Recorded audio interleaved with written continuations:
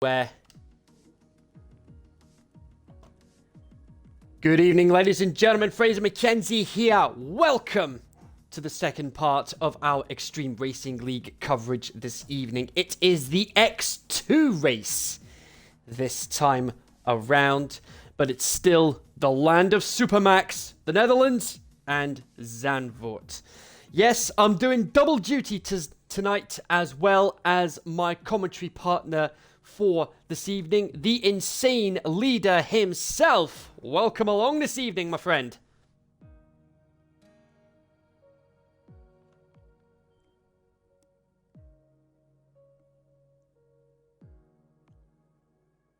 I think he's sorting out his audio on his end. I muted my mic on my end. That was technically a issue on my fault. Ah, that helps. Yeah. But you have included the audio, correct? You have included it. Yep, I have included it. No, my big concern is that my voice will hold out because the X3 race earlier was absolutely nuts, and there's going to be another one amongst our X2 guys here today. I'm excited, but a little bit anxious about going forward into this, to say the least. Yeah, you and me both. The X1 race I commentated on earlier, the climax was something else. So anyway, before we get into all of that, plus what happened at Mugello earlier today, let's quickly run through the lineup for tonight. We've got Hutch and John for Mercedes, Shmee and D. Edgar for Ferrari, Fiend and Zola for Red Bull, Anderson and Beard Boost for McLaren, Boothie and Liam for Renault, Tom and Asmo for AlphaTauri, Ramixo and JLab for Racing Point, CJ and Hurricane for Alfa Romeo, Phantom and Joe for Haas, and Smooth and Low for Williams. A lot of these guys have been in action already tonight. They were in the X1 race earlier tonight. So hopefully with what they've learned from the first race tonight, they'll be able to carry that over to this X2 race. Now, a big thing going into qualifying is that it takes about 2 minutes, 15 seconds or so to get a first lap in banked clean, but with only about 20 minutes during the Q1 session and with 20 cars on this really, really tight, narrow track, it honestly might be a decent idea to go out there and try qualifying on the medium tires if you're confident in the car, because that gives you more time on the track to try and put down that really fast lap, and you can afford to abort more laps so you have clean space on the racetrack along with the competitors as well. We saw that being used as a strategy throughout Q3, and not Q3, Q1, and to a lesser extent Q2 for the X3 guys earlier. I'm just gonna say this right out of the gate. I am loving the enthusiasm right out of the gate. Everything I've seen thus far, it seems like the first people who get onto the track are going to have some of the best chances. Maybe not taking the pole, but easily locking themselves into the top 10, top 15 spots going into Q2. So watch whoever it is that comes out. I'd say the first 2 or 3 drivers that come out of the pit typically seem to get the best grip on the track really, really early on for the qualifying session as we're loading up Netherlands. And again, one of the really, really interesting things, this is not this year was initially scheduled to be the first time Formula One came to Netherlands in decades. It ended up getting pushed off due to the, the sickness that everyone's getting down with. But this race is very, very unique. And this track is very unique in which it still has a lot of the hallmarks that the original Circuit Zandvoort had way back in the 70s. But now you've got these super huge banked corners which artificially lengthen the straightaways and give you a lot more speed mid-corner. It's going to be very interesting to see how these guys take it and tackle it. Some of them, like you said, have experience in their X1 race, so I'll be interested to see how that goes. 20 cars will be taking to the track, and let's see who's it going to be that comes out first. Drum roll. Yeah, but like I said, I am loving this enthusiasm from Insane Leader. Definitely living up to the insane part of his gamer tag. So yeah, it will be the slowest 5 cars we'll be losing in this first part of qualifying, and we've just had the weather forecast from our good friend Mr. Michael Booker himself. Dry all the way. Dry qualifying, dry race. That's got to be a huge relief for a lot of these drivers, as Boothie 116, XRL Hutch, and BRL Phantom are the first 3 drivers to come out to the track. There's a little bit of a gap that's already opened up between Phantom and Hutch, so hopefully that will be enough for them to start getting clean laps in. Yeah, and I've just had Shannon in the stream chat saying, and I quote, "Lucky sods, we had to deal with a wet race." You guys had a wet race in X3? Not today, no. We did last week at China, but not today in X3 we didn't. Thank God. Oh, I couldn't only imagine how chaotic that would have been. Yesterday. Oh, Dev League's okay. Yeah, the Dev League. The Dev League takes place on a Saturday afternoon, 5 p.m. UK time. So we've got the X1, X3, and the Dev League races all up on our YouTube channel right now, if you guys want to go back and watch those at some point. And me, being the highlights guru, I will be busy putting together the highlights for each of the races, and then at the end of the season, you're going to get to see a super reel of the highlights of every single race for the XRL. And oh, Phantom has just forced one of the racing points off the track. It, I believe, is JLab. It might have been JLab, I don't know. It looks like he's gone off the circuit again to enable one of the Mercedes to get by also. Thankfully, it's still his outlap, so it's not going to be too costly yet for him, but hopefully he's able to get some clean tracks so he can actually get some good laps in. We saw in qualifying earlier just how crowded this circuit gets really fast. Especially with how short the track is. It's only 2.67 miles long, so definitely not the longest track on the calendar, but not the shortest. That honor, of course, goes to Monaco, but of course Monaco being a street circuit, so that's kind of a given at this point. BRL Phantom's completing his first lap, 1:11.119 at the start. So he's going to be joined very shortly here, I imagine, by one of the Mercedes. I'm trying to find which one it was that was right there with him. Boothie goes up to the top now with a 1:10.473. Yeah, very strong lap there from Boothie. Now, because I've not... Now, but now the thing is, I've not seen a lot of the... Now, I've not been watching X2 on a regular basis. I've just been busy getting the highlights put together for the races. So I have no idea who's, like, the best driver in the league. Because I'm just mainly focusing on the X1. And my focus has been on X3, although there are some of these names I recognize from last season, late last season, when you guys with Extreme Racing League let me start doing broadcasts. I'm very familiar with Boothie. He put on some very fantastic drives late in the year, last year, for instance.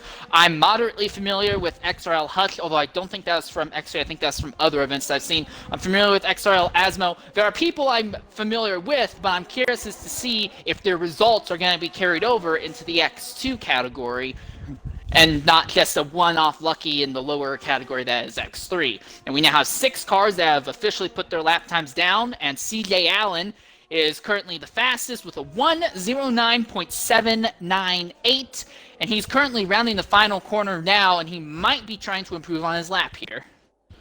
And no, I take it back. He's pitting. I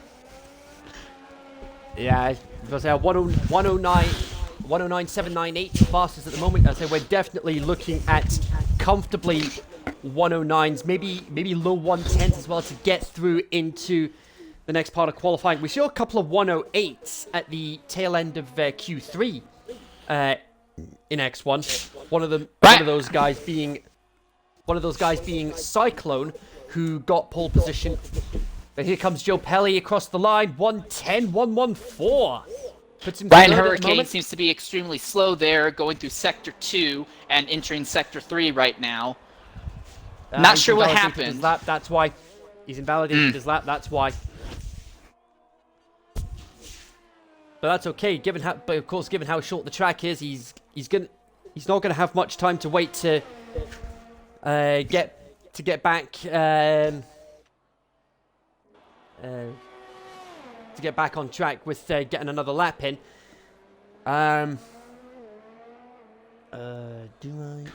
McLaren of XRL Anderson is out trying to get his tires warmed up so he can get a run going. We're up to 8 drivers now with the lap time having been set. Yeah. I did have a message come through from Waddington, but I couldn't exactly put it onto the stream chat because of the profanity on it. That Beard Boost that he wants Beard Boost back in X1. Now, Beard Boost is one of the faster drivers in XRL.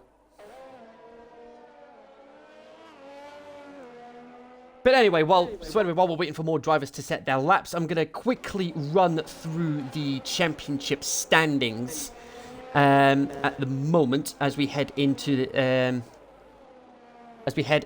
this next round of the championship. We've got Beard Boost running away with the championship right now with 79 points.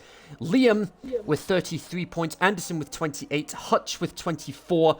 Smooth with 15. Giles 12. Rem 12. Zola 12. CJ 8. And Shmee with 6 points. And that's the top 10 for the Drivers' Championship. The Constructors' Championship. McLaren running away with the Constructors' Championship with 107 points. Alfa Romeo 41. Haas 38, AlphaTauri 37, a lot better than their X1 counterparts. Mercedes 24, Racing Point 23, Renault 20, Williams 15, Ferrari down in 9th with 6, and Red Bull with just 4 points. So that's how the championship stands at the moment. But of course, we've seen it before, and we'll more than likely see it again, that anything can happen in Formula 1, and it usually does. One race is all it could take to just change the course of the championship completely. One thing that does seem to be a pretty strong, consistent element in this, though, is that it seems like the Ferrari cars in general this year are struggling very badly, both in real life and here in the Extreme Racing League division.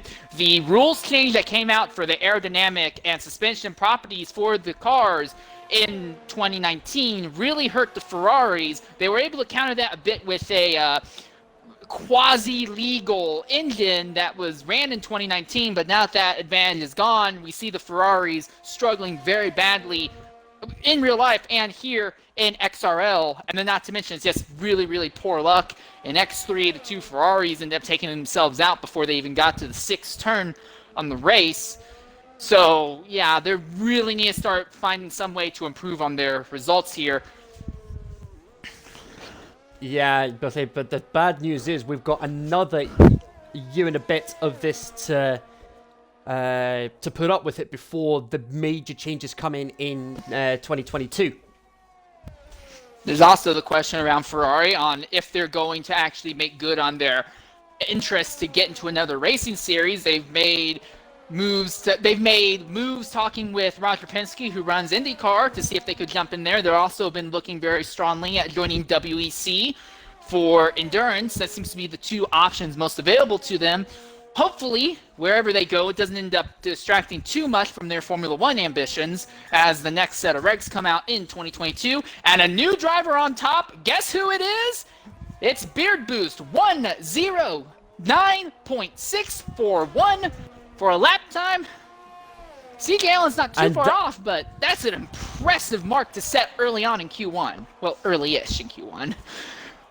A perfect example of why Beard Boost is the championship leader. I mean, you gotta think he is easily the favorite to win the championship, and it's only round 4 of the championship. He's pulling over and slowing down just a little bit now in Sector 1, going into Sector 2, giving some more room for the Williams cars. TOTD90 Liam has now stepped up to 2nd on the timesheet, 109.695, so he's only about 500ths out from Beard Boost. If he can make things work out, he might be able to take the top spot for Q1, but that's not really the most important part yet. Right now, it's all about making it into Q2. And I think we can say without a doubt that those 2, the top 3 or 4 right now, are all definitely going to make it into Q2, assuming nothing goes horribly wrong for them. Yeah, absolutely. So we've got a few drivers that are still yet to set a lap time. Asmo, Shmee, John and Lowe. John actually in the first X2 season was actually my teammate at Williams before I went to X3. John's pulling over just a little bit to give one of the Ferraris a bit of room.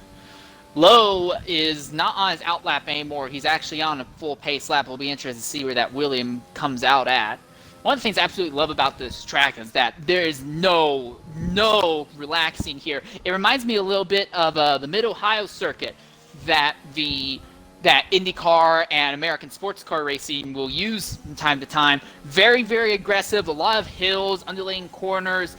There aren't very many straightaways, and where they are, you have to be right on top of it to make something happen. This is a track that really favors the drivers who don't make mistakes more than it will favor a driver who's just constant attack mode. So, and there seems to be another yellow in turn, and there is something happened to Jabus John. He has gotten turned around. Oh my word, what's happened to him?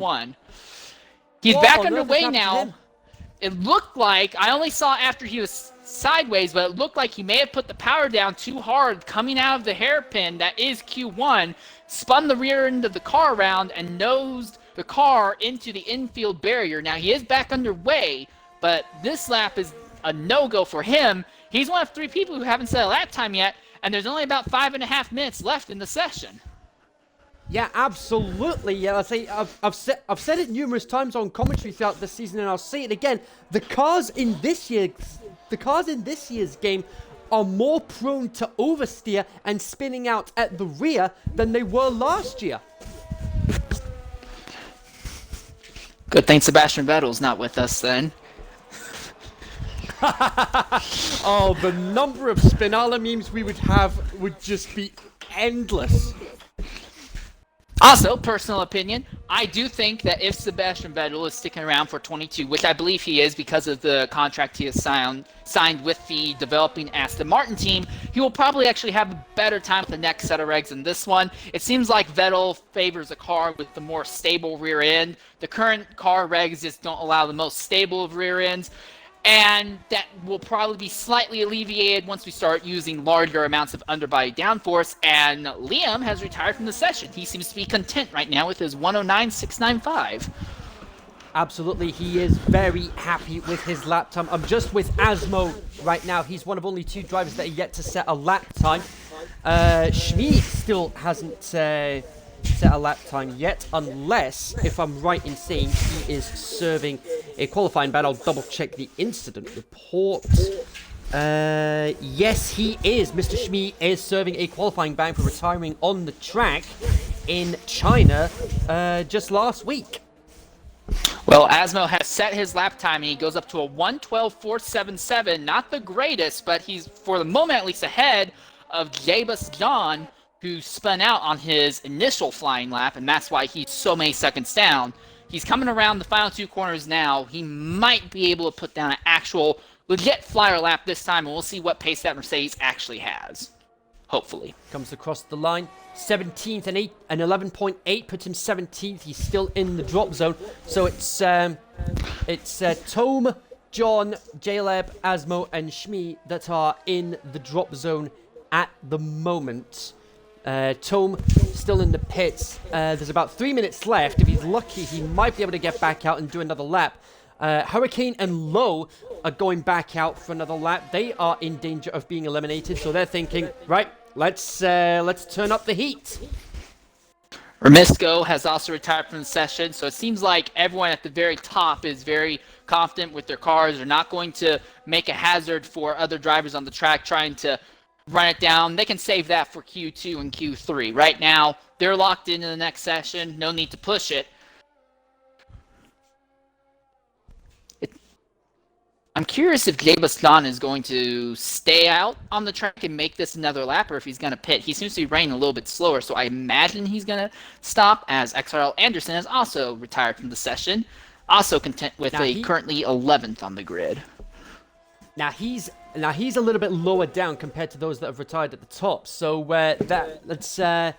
we saw Waddington retire from the session early in X1 in Q2, and that resulted in him being eliminated from the top 10 shootouts. It doesn't look like John's going to be coming out for another lap. I think that's his qualifying over. And now XRL Low is out there hammering the track, but the 5 people below him on the timesheets are all still in the pits. And here we are. JLE Bend is now on his outlap. He's going to have just enough time to put down 1 flyer. He needs to not make a mistake if he wants to make it into Q2. Yeah, that was the exact position that Ollie found himself in X1 earlier tonight.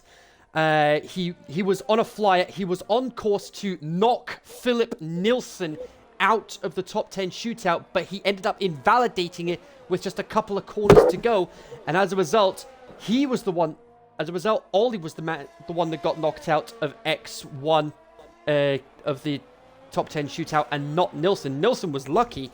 He was 10th at the end of Q2, but he managed to get a top 5 start. John has retired from the session, so that's him out.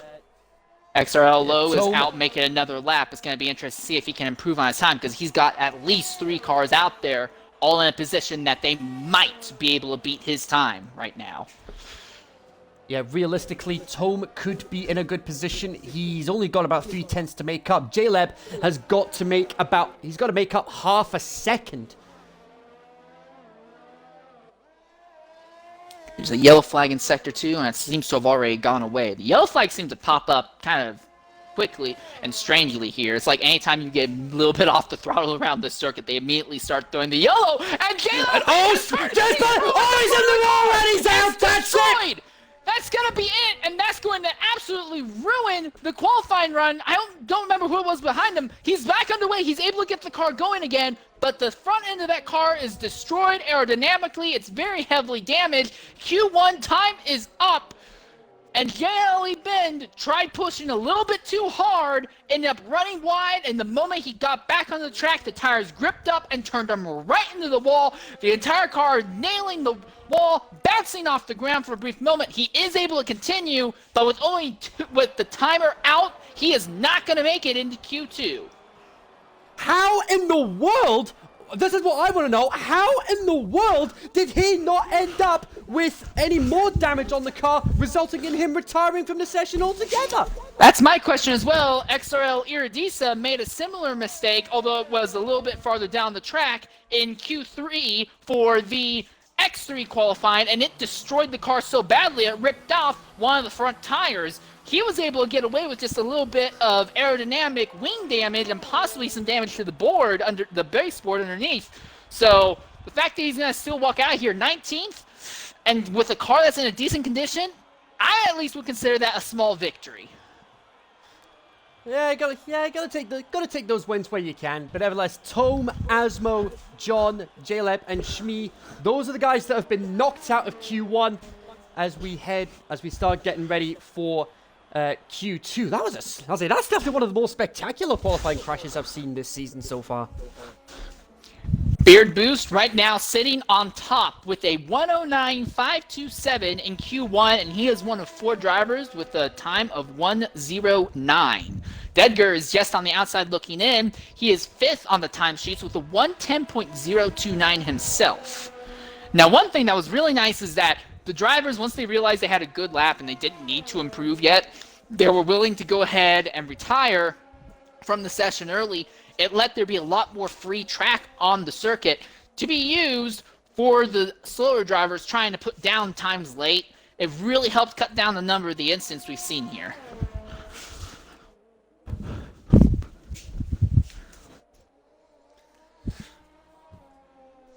So while we're waiting for Q2 to get underway, let's talk a little bit about what happened in Mugello earlier today. That was a chaotic affair as well. To be fair, Mugello is kind of in the same vein as Monaco, at least in my opinion. It's a track that is very, very well set up for testing the engineering, aerodynamic, and suspension limits of the cars. But because of the way it's set up and because of how heavy the amount of wake of the cars are, it does not lend itself very well to natural passing. So you basically have to make these crazy moves anytime a little gap opens up, and it leads to so many significant incidents. Thankfully, Mugello is rated grade 1 on the FIA safety rating, and while there are some people who may have some issues with the way the FIA grades tracks, it was blatantly safe enough that despite several massive incidents, everyone's been able to walk out of there okay. I think the most we ever saw was one of the McLaren drivers, I believe, had a little bit of a wrist sprain, but what an absolute mess. I personally kind of hope that F1 doesn't go back to Mugello again because that was a bit of a messy race, to say the least. Yeah, absolutely. But hey, third time's the charm. Alex Albon finally getting a podium finish in Formula One. I will say this, it seems like the Honda's engines have not been treating his teammate Max Verstappen very well. He's been hit with some really, really bad engine-based luck recently, and because of that, it seems to be setting up a situation where Mercedes is all but locking up the Constructors' Championship extremely early in the year. Yeah, I think we're at a point now where it's going to be when, not if, Hamilton A equals and beats Schumacher's win record, and B gets his 7th world title. I know a lot of people are going to immediately go really hard when it comes to, oh, what, Schumi's going to end up not being seen as the greatest compared to Hamilton. Something that people are going to have to realize as the sport goes forward is that you are never going to have one single greatest driver ever in Formula One. So whether you like Hamilton or don't like Hamilton, yes, he is one of the greats, but I don't think you can ever put him down as the greatest because the way that Formula One cars are raced and set up nowadays is so much different than it was even 20 years ago. 20 years ago, you could throw in one engine, make it last an entire race, completely destroy it when you cross the start-finish line, and throw another one into the car. Wasn't an issue whatsoever. Then you go back to like the days of Niki Lauda or Alain Prost, where you had a whole lot of underbody downforce. Things were significantly different then, a lot of conflict between drivers and the organization body itself. Then you can go way, way on back to the days of the 50s and the 60s where there was almost no downforce whatsoever. I know there are going to be some people who will be a little bit sensitive about the idea of somebody passing Schumi or Prost or someone like that in terms of like sheer numbers, but don't worry too much. This is just the storybook, not a storybook, a chapter in another storybook that is the history of Formula One. And while we've been talking about real-life Formula One, they are now out there starting Q2 with their outlaps right now. Yeah, absolutely. But just to quickly talk a bit more about who people think the greatest F1 driver of all time is. I think for a lot. At the end of the day, it comes down to personal preference. I mean, you've got people that grew up, like you said, with like the Laudas, the Prosts, the Mansells, the Sennas. A lot of people will say in that sort of era, somebody like Senna or Prost is, for them, their greatest driver of all time. For people like me growing up watching Formula One, Schumacher, without a doubt, because it was very rare that he made a mistake on the track. Controversial moments aside, I know. And then you've got some of the younger generation that have grown up watching Hamilton or Vettel or Verstappen. I think another big thing to consider is that in Formula One, more than almost any other racing series outside of endurance racing, the cars mean almost as much, in some cases more, than the driver. There's a lot of situations where great drivers just end up in lackluster cars or end up on a team where they're not the favored driver. A good example of that would be Nigel Mansell had a chance to win the 1987 World Championship, taken away because his teammate was a little bit more comfortable with the car and had a little bit more familiarity. He had a good shot in the Ferrari in 1990, but he was basically the second fiddle player to Alain Prost that year. And then Nigel Mansell finally got the title with Williams in 92, then left, and when he came back just a year and some change later, the entire sport had changed so much that he was almost immediately out of his element. Like, timing can mean so much when it comes to it, as Dedger almost ruins the car going over the rumble strips into the last two corners. Sorry about that.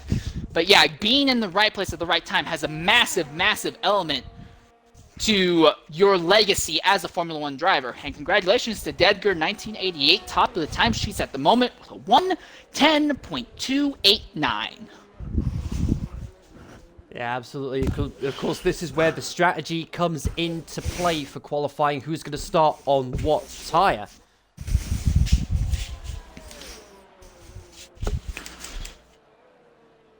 Right now, most of the field seems to be running mediums. Zola, Smoothie, and ES Fiend all are in the pit lane right now, and they still have softs attached to their cars. And there's a yellow flag in sectors 1 and 3, but they've already cleared up already. Yeah, a lot of that's just down to just drivers that are either on out laps or that have just finished their hot laps, just getting out of the way of those that are on hot laps elsewhere on the track. Yeah. I will admit, most of my time with racing games has been with the Forza Motorsport series, so there are little things like that that kind of catch me out because I can't actually see what's going on. I'm just kind of like, I guess it's this. I don't know. Yeah. But as far as the Forza series is concerned, I've never been the biggest fan of the Forza Motorsport series itself, like the Forza 3, Forza 4, Forza 5, those games.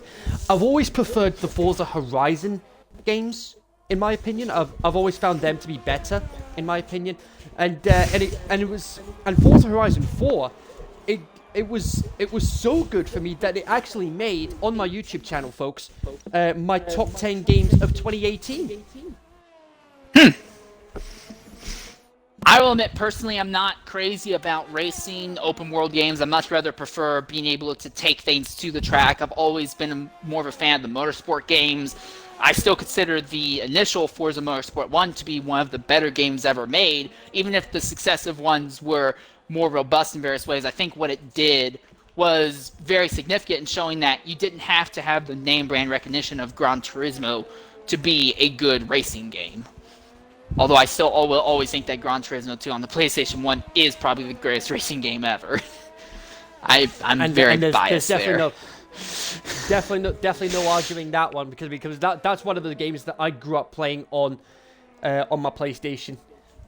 I actually had the ability to play on a Dreamcast. There was a company called Bleem that made little discs that if you put them into the Dreamcast, it would convince your Dreamcast to think it was a PlayStation, and you could play a few PlayStation games with much, much higher graphical quality than what you got from the PlayStation. That's how I got to play Gran Turismo 2, and I every now and then I'll still go back to it, and it's so wonderful. I love it so much. But anyways, we're about a little bit less than 8 minutes and 20 seconds into the session, and about half of the field have put laps down. Liam is still on his outlap. Zola in the Red Bull Honda is one of the few drivers who are on soft tires trying to make something happen, and Beard Boost goes back to the top, 110.015, so not as flying as he was in Q1. Well, granted, he is on medium tires compared to softs, but with that sort of time on mediums, he'll be very, very comfortable heading into the race.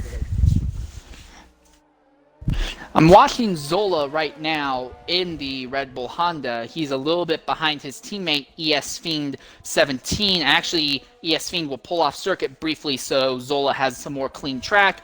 Zola's one of 4 drivers on the circuit who have either set a lap time with softs or is attempting to set a lap time with the soft tires as he rounds the final 2 corners right now.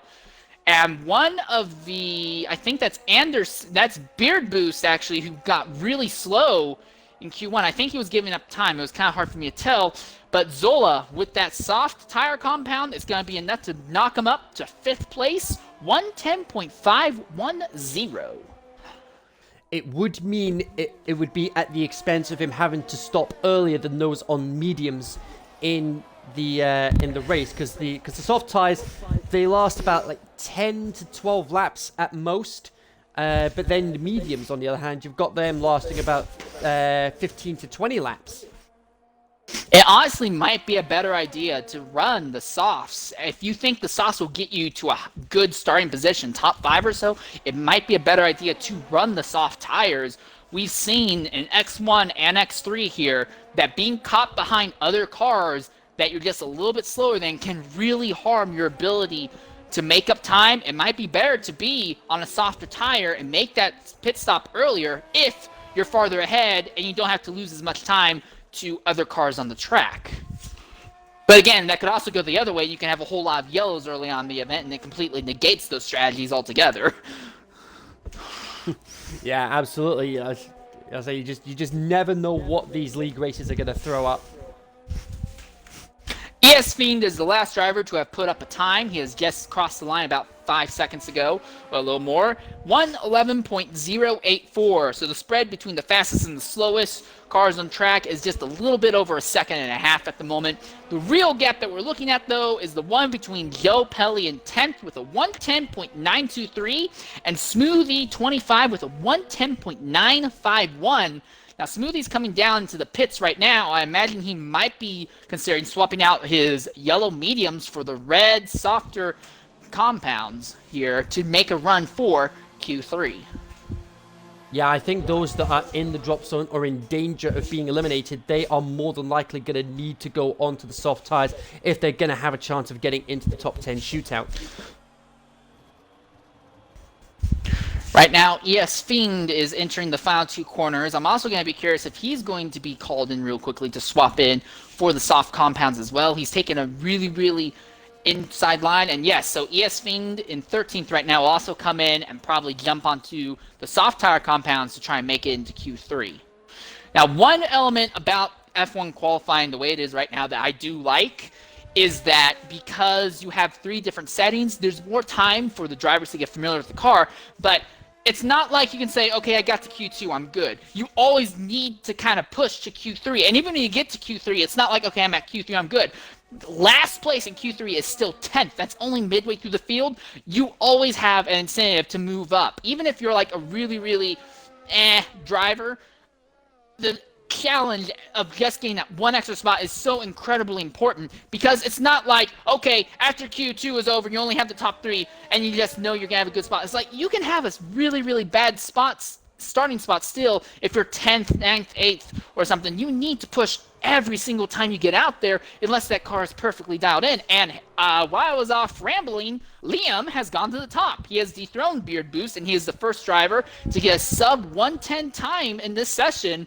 Still on the medium compounds with a 1:09.984. That should comfortably see him through into the top 10 shootout.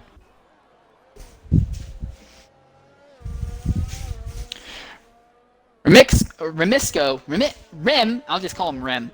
Not to be confused with Ram. Rem is currently out there on the circuit, rounding turn 4, and it looks like he's on soft tire compounds, trying to see if he can improve his time. He's not terribly close to the bubble, but too close for comfort, to say the least. And with ES Fiend and XRL Low about to make more laps, more attempts to get into the top 10, bettering his time is not a bad strategy at the moment. Yeah, as it Low's out as well. Fiend's on an outlap, and Hutch as well. Beard Boost retiring from the session, very happy with his time.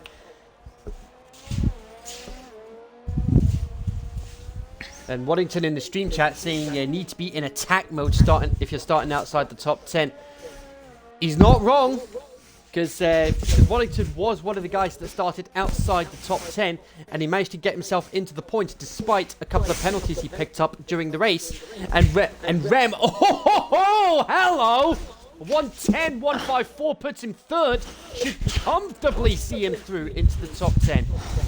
Absolutely impressive time, and the 2 drivers ahead of him, Liam and Beard Boost, have both retired from the session. I think it's very plainly clear that they can make that Racing Point Force India car, I always call it Force India personally, Racing Point Force India car work out.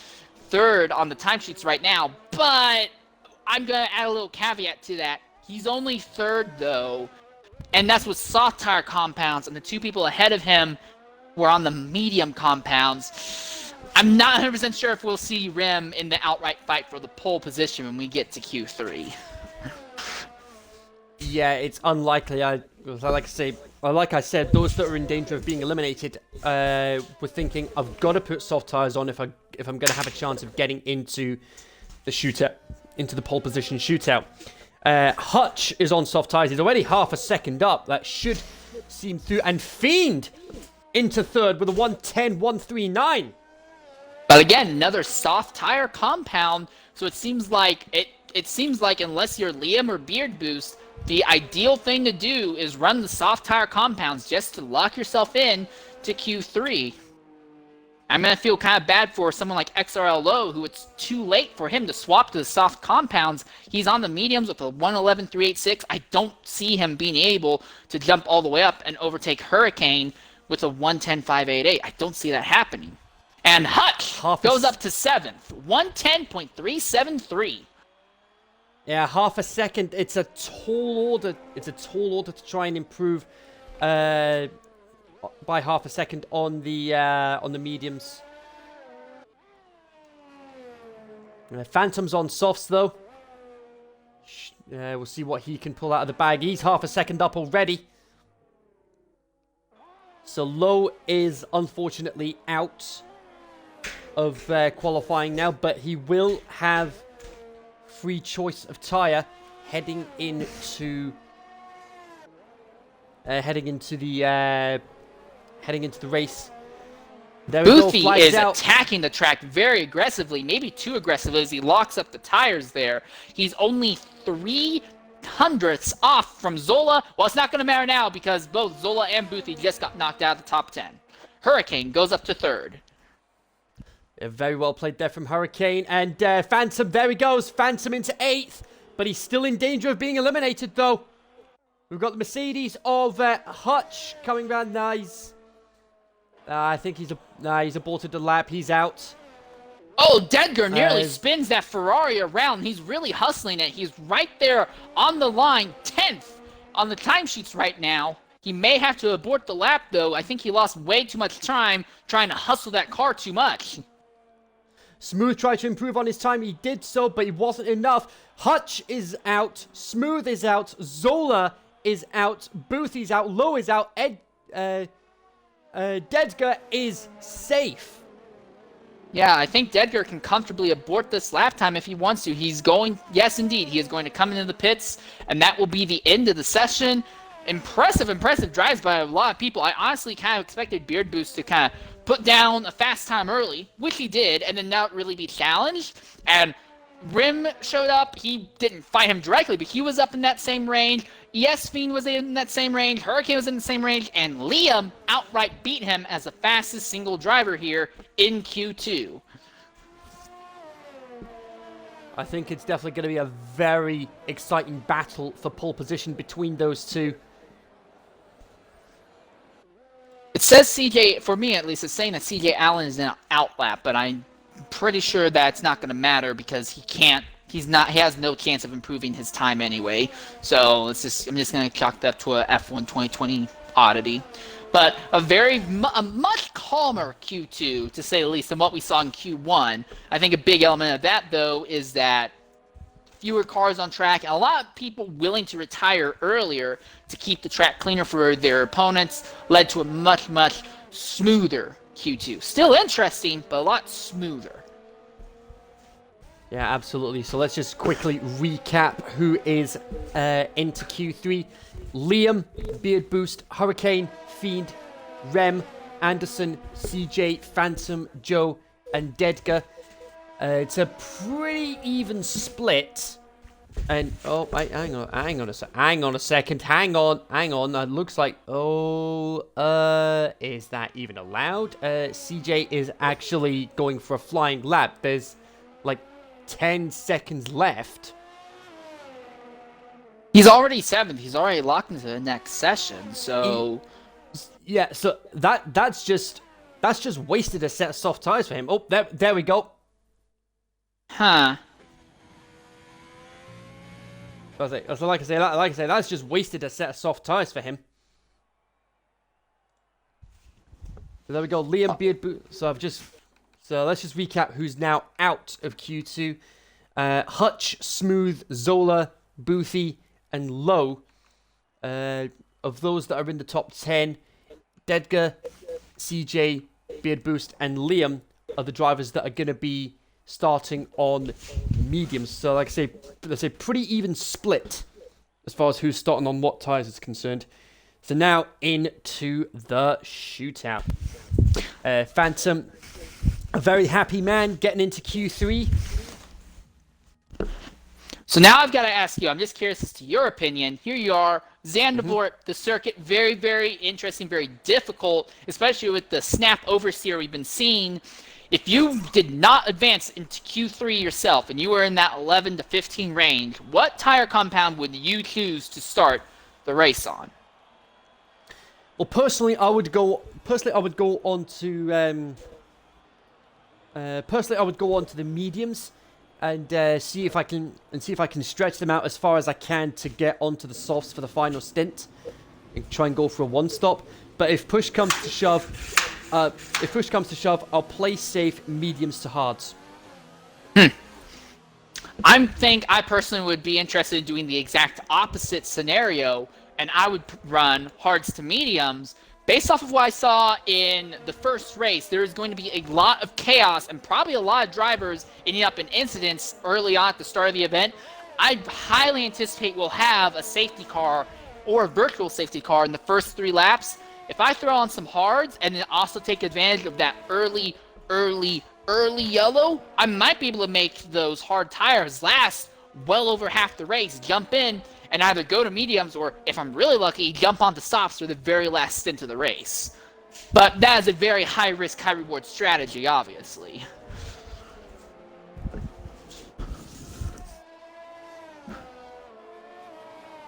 Yeah, gonna be interesting to see who out of Liam and Beard Boost gets pole position, or if somehow somebody manages to become a dark horse and just spoil their party.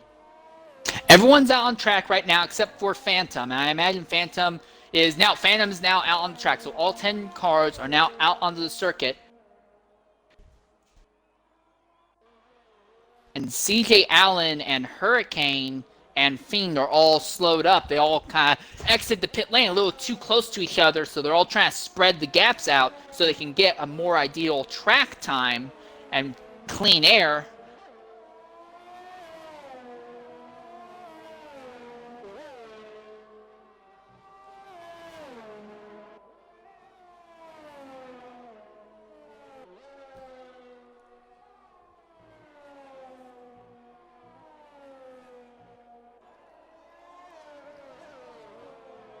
So for those that are watching the stream right now, who do you think is going to get pole out of Liam or Beard Boost, or if you think somebody else is going to get pole position?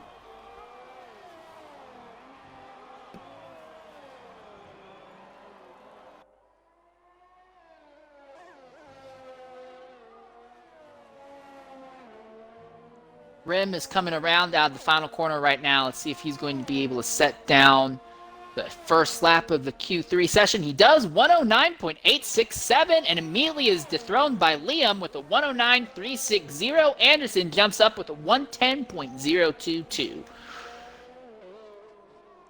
Yeah. Here comes So there we go. That's the benchmark. Third. That's the benchmark Beard Boost has to beat. Liam saying, there's your target. There's your target, Beard Boost. Let's see if you can hit it. Beard Boost has gone back into the pits. He did not set a lap time, not yet at least. So 7 drivers have already set their laps. Joe Pelly is coming around out of the final corner right now. Down the front straightaway, DRS is open. 110.355. 1/100th of a second off of Hurricane's time at the moment. Still very good lap time for him.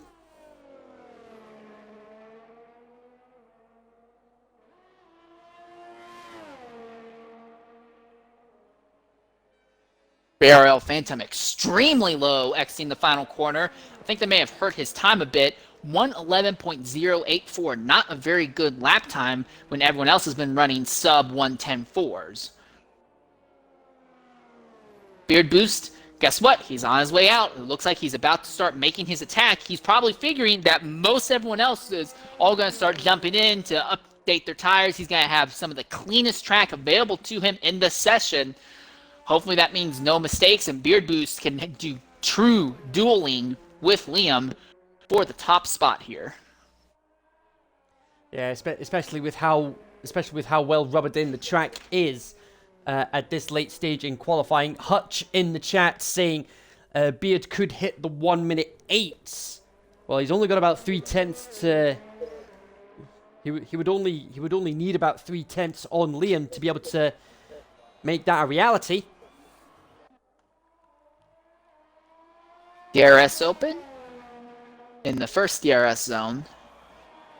Shuts it down as they now enter the third section. Phantom is still out on the track, but I imagine he's probably going to come in and pit. No, he's not. Phantom's staying out another lap, but he does not improve his lap time. Here comes Beard Boost. He's going to finish his out lap. He's got the DRS open down the front straightaway. So this is it. Beard Boost is going to make his shot to try and beat Liam for the top spot here. Absolutely. 1 minute 9.360 he needs to beat. Very smooth through turn 4.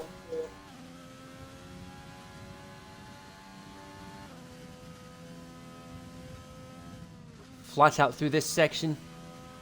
Brake slightly. Not taking any curb there. Ooh, sub 30 second sector 1. That's a very good start for the lap.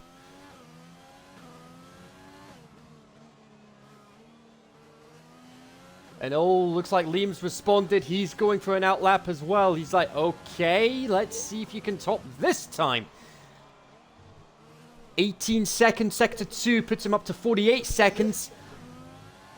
He may very well do this here. 1 minute now on the board. Final couple of corners now around this final bank. DRS open. Very steady exiting that final corner. And as he comes to the line, there you are. 109.355. 5 thousandths of a second is how much he's over Liam right now. That is going to be something special to beat if Liam can pull it off. It wouldn't be too hard, though. I imagine you could definitely find 6 thousandths around here. All Liam needs to do to get back ahead of Beard Boost is improve his lap time by 6 thousandths of a second. We are down to the nitty-gritty when it comes to the best here. Yeah, I'll say that 6 thousandths he needs, that is nothing in the world of Formula 1. And I mean, it is something people will... Some people intentionally lose leg muscle mass just to get those 6 thousandths, to be fair. It's not truly nothing. Yeah, but I say that's like one of the smallest possible margins you could beat someone by. And Shannon in the stream chat saying, "Go on, Liam, show him who's boss." Liam's first sector time looked okay. Small lock up there through that corner. DRS open. I don't think Liam's gonna get it this time. He does. I do think he could probably stay out and make the next. He's half a tenth up. He's 500ths up. He's 500ths up. Don't count your chickens just yet. He's coming down to the final 2 corners. Locks up the tires just a little bit, and now into this high NASCAR-style banked corner down the front straightaway. DRS is open as he comes to the start-finish line. 9-3-5-5. 9-2-1-1. He blows up doors off of Beard Boost's time, and I don't think Beard Boost is going to have time to respond to that. There's still 3.5 minutes. There's still time. But as it stands, Liam has only gone and pulled the rabbit out of the hat. Dedgar is coming through the final 2 corners right now. He has a 109.876. How is he going to improve? I don't think he is going to. Yep, the lap's been invalidated. He's coming in. Liam is the only car on track right now. Here comes Alan. Beard Boost is not coming out yet, but Alan has come onto the track. Rim has come back onto the track. Hurricane is coming back onto the track. Pelly has come back out. But nothing yet from the Beard Boost camp. It looks like Liam might have this in. As Liam locks up the tires a little bit more, I imagine this will be his in lap. He's going to come back in and settle with that time. Waddington in the stream chat saying a 9.1 incoming. That would not surprise me if that were to happen.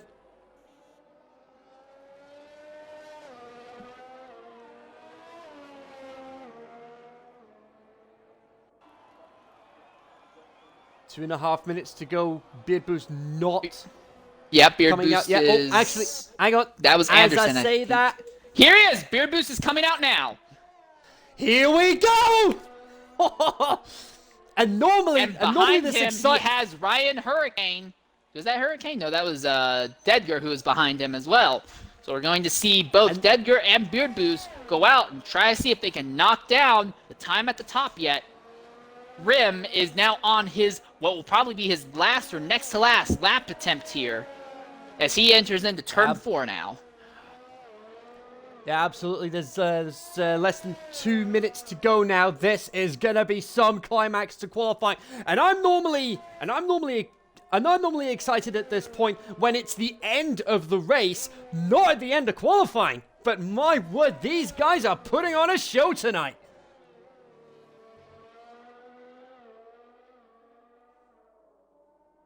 Liam has gone back into the pits. I imagine he's probably going to retire. There's not a high likelihood that he's going to be able to have the time to get out there, warm up the tires, and then improve his lap. So no more improvements from Liam for now. Now that team in the Renault camp is going to have to focus 100% on race pace going forward and just let the chips fall where they fall. Rim is now coming through the final corner here down the start-finish line. What's his time going to be? He improves, but he stays fourth. 109.753. Yeah, not much of an improvement. And now here comes Joe Pelly, and at the line, 110.355 still. So he did not improve his lap time. Ryan Hurricane's going to come down. He's going to move from 8th to 6th, 109.940. So he knocks down the 110 barrier as well. BRL Phantom is entering the final corner, but he's still on his out lap, so that's not going to update his time yet. ES Fiend is the next driver to come to the start-finish line as he's now entering the NASCAR-style banked final corner. Exits, DRS is open. At the line, he improves. ES Fiend 109.919, so only 3 drivers have not beaten the 110 lap time yet. That's Anderson, Pelly, and Phantom. Beard Boost is up by 1/10.5. He has 2 purple sectors. Is he going to make it a hat trick here?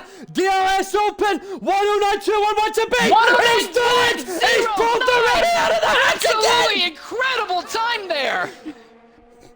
An absolutely incredible stroke.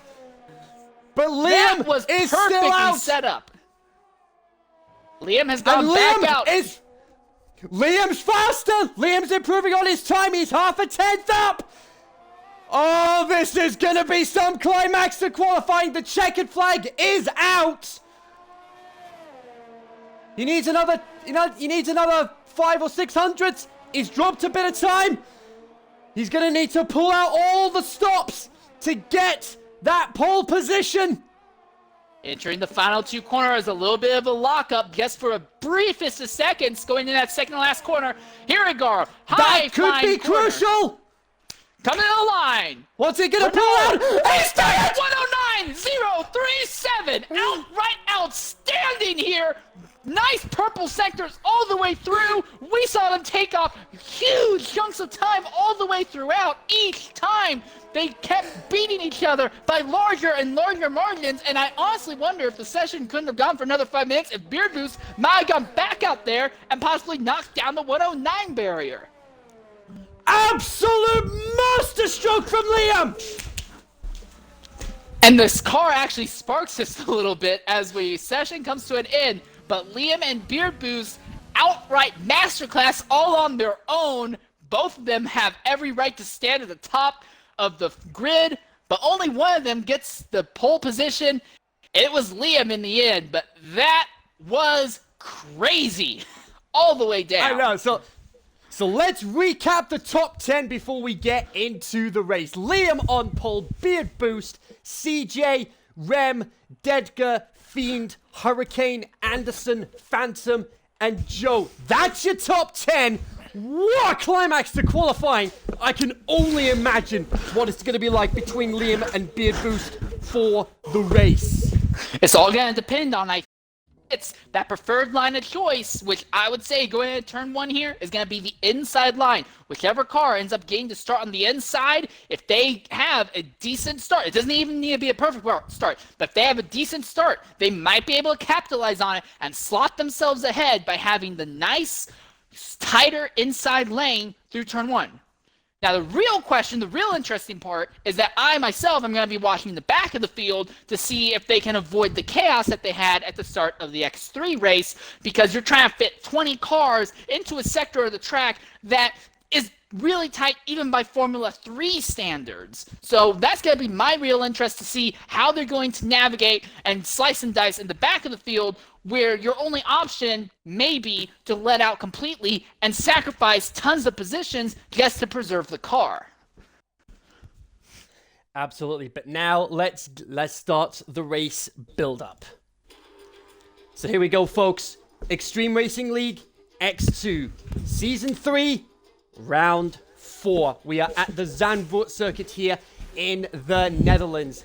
A little track guide round this fantastic track for you. The Wilhelmus is the oldest national anthem in the world, believe it or not. And King Willem-Alexander was the first Dutch king in 123 years, way back in April 2013. And the Dutch were also the first to legalize gay marriage in the world. So massive thumbs up to the LGBT community there. The circuit Zandvoort hosted the Dutch Grand Prix between 1948 and 1985, and it officially joined the F1 calendar in 1952. And during the 30 races that were hosted there, 49 drivers have finished on the podium there. One of them, of course, being the late great Niki Lauda. And it will officially return to the calendar in 2021 after 36 years away from the calendar.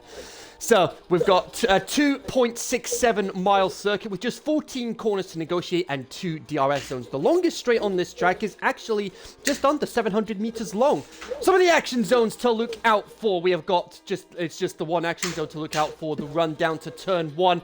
Clay Regazzoli and René Arnoux 1979, Gilles Villeneuve 1981, and in that same race, Michele Alboreto, Alan Jones, and Alain Prost. No idea what the tyre compounds are, just know they're soft, medium, and hard, and 15 to 17 seconds to make your pit stop and maintain position on track. So this is the starting grid for this fantastic race. We have got a clash of the titans at the top. Liam on pole by 700ths of a second ahead of our championship leader, Beard Boost. You got CJ Allen in third, Rem in fourth. He'll be happy with that. Dedgar, he'll be happy with fifth. Fiend in sixth. Hurricane in seventh, followed by Anderson. Much better qualifying in X2 compared to X1 earlier tonight. He's got Phantom and Pet Joe behind him in an all-Haas row 5. Then you've got Hutch and Williams Smooth on row 6. Smooth is actually J-Lab's brother, believe it or not. Then you've got Zola and Boothie on row 7. 15th, you've got Lowe, Tome, Asmo. And then rounding up the grid, you've got John, J-Lab, and Mr. Shmee, who served a qualifying ban during the session.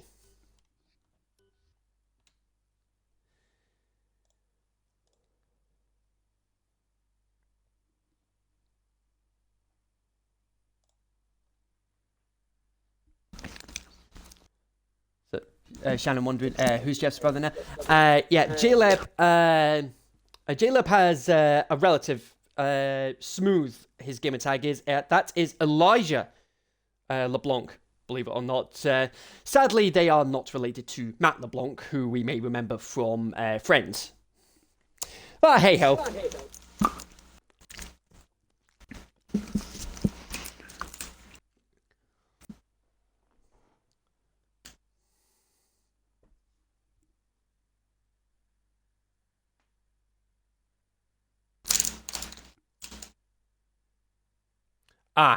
Shannon's just informed me that Smooth and J-Lab aren't actually related. It's just by coincidence that they've got the same name.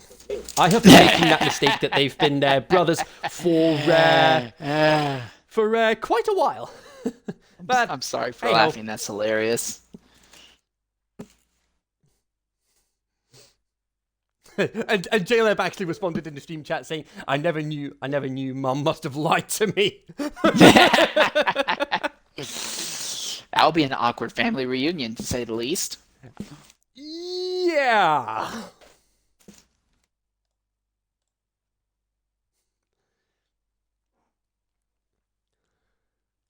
But yeah, like I said with that grid rundown, this is going to be an epic clash of the titans between Liam and Beard Boost for the race win today. I mean, and Shannon said she thought that J-Leb and Smooth were related as well. It's good to know I'm not alone on that one. But nevertheless, the drivers are readying up now. So here we go on to the formation lap.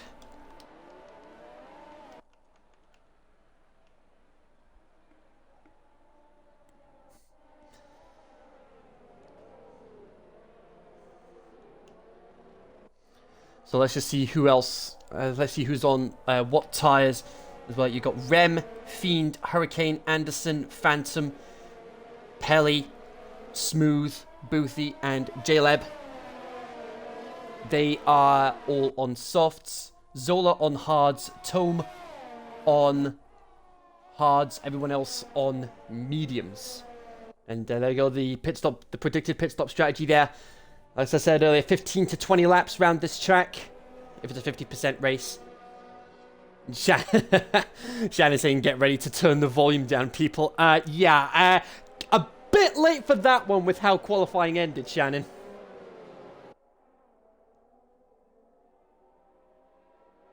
Now that we're in the race itself, this is the point where I actually fear for the quality of my voice, because this is where we're going to start seeing a lot of people actually making moves. This track is extremely narrow, extremely tight, and while the main overtaking zone might be considered to be the front straightaway, I've seen moves that are possible going through turn 4. I've seen moves that are possible going on the first DRS zone that's in the second sector if you're willing and daring enough and you've got a car that you're really comfortable with. We will see a lot of very, very tight moves. Moves that under normal circumstances you wouldn't really even think of doing. You have to do it here, because if you don't do it like that, you can only really look at having about 36 attempts at an overtake today. That's not really enough. You know you have to be able to do more than that. We will see people. I put money down right now. We will see people making moves that probably shouldn't be made under other circumstances being made here because of desperation. And the field is now lining up. Yeah, absolutely. Nerves of steel if you're going to be going for one of those moves. Just a couple of quick messages before we get ready for the start of the race. Shannon saying, my speakers are hanging on for dear life. Waddington saying vocal cords are warmed up. Yep. Beard you guys know what time it is. Beard Boost has the inside line. If he can get that good run, he might be able to choke Liam on the outside. Yep. Here come the lights. 3, 4, 5. It's race time! Lights out, and where we go here? Yeah, absolutely, and the timing screen is all over the place already right out of the gate. And Beard Boost did it! And there we go! Got that perfect Called line. it! Absolutely called it! Beard Boost! Master stroke start! He's already into the lead! Perfect. He was able to maximize that inside line. XRL low farther back, went off into the dirt, but it looks like the field is keeping it nice and clean at the start. Everyone's already filing back in the normal order in the back of the field, so it looks like we will avoid that first lap chaos that plagued the X3 race at least. Yeah, we only had one driver having to do a front wing change in the X1 race, and that was Joe Newman. And here you are, Boothie is making the moves that you probably shouldn't be making. He just passed Phantom on the outside, and now they're on this nice little short back straightaway run into a tight 90-degree corner. He's there behind XRL Hutch, who is in the 8th position, trying to make something happen himself against ES Fiend in the Red Bull. Yeah, absolutely. So we're just we're going to be coming round to the end of lap 1. Let's just have a quick recap of the running order. Beard Boost leads, Liam second, and whoa, what's happened to Beard Boost? Low is going to overtake Smooth down the front straightaway. He had a much better exit out of the final corner. A little bit farther back, JL Bend is going to overtake Zola, as those hard tire compounds for Zola do not seem to be working out very well. He's fallen all the way back to the 18th position. Yeah, definitely not what he would have wanted, but the advantage is if he can get those hard tires to last about 3/4 of the way through the race, around about lap 24, roughly, he could very well get onto the softs to get a fast to get the fastest lap of the race. A little bit of a lockup on the tires from Liam, and that's let Rim close into possible fighting distance. I believe DRS will open when our leader goes into the third sector here, so we might see some good DRS slingshot moves of desperation down the front straightaway here. A lot of the field is still all on top of each other. Yeah, absolutely. Like I say, it's a very short lap here. You're only looking at about 70 seconds roughly for the Rem has to pit. Here. And Rem already. And it's a front wing change. It's a front Well, that's wing going to open change. up the gap a bit between second and third. Liam is about a second ahead of CJ Allen right now, and he is about a second himself ahead of Dedgar, actually a little less than that. Yeah, Dedgar is now is about half a second behind CJ.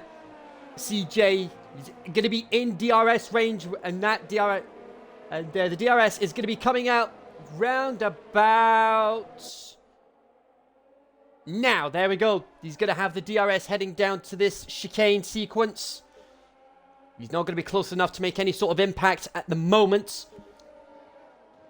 Asmo, Tome, Jailbind, and XRL Zola all on top of each other now, going down that short back straightaway. Not really close enough to make anything at the moment, but they're setting themselves up for a potential crazy run with 4 cars having DRS down the front straight.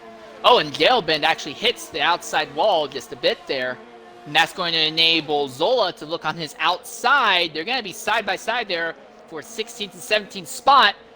Zola falls in line behind Jailbind. They're down the front straightaway now. Jailbind still ahead. Zola falls back in line just for a moment to try and get the draft. He's got the inside line. They make contact. He knocks Jailbind a little wide, and now that's going to enable Mr. Shmee to capitalize. Here comes Jabez John. It's turned into a different kind of 4-way battle now. Jabez John is still trying to see if he can do anything to Zola. Nothing through turn 4. He's stuck on the outside line, and John's going to have to fall back in line behind Zola. And Phantom's out! Phantom's out! Has dropped out. I don't know what happened to him there.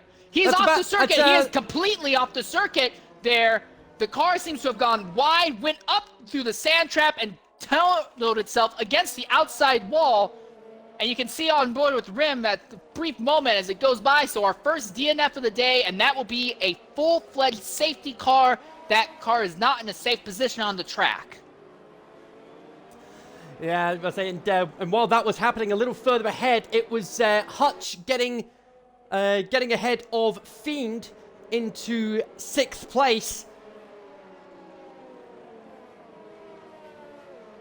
But as it stands, Beard Boost leads, Liam 2nd, CJ 3rd, Dedgar 4th, Hurricane 5th, Hutch 6th, Fiend 7th, Anderson 8th, Boothie 9th, and Joe rounding up the top 10. We've got a lot of people coming into the pits now. Hurricane, Fiend, Anderson, all in. It's the change of tyres. Hards for Fiend, mediums for Anderson and Hurricane.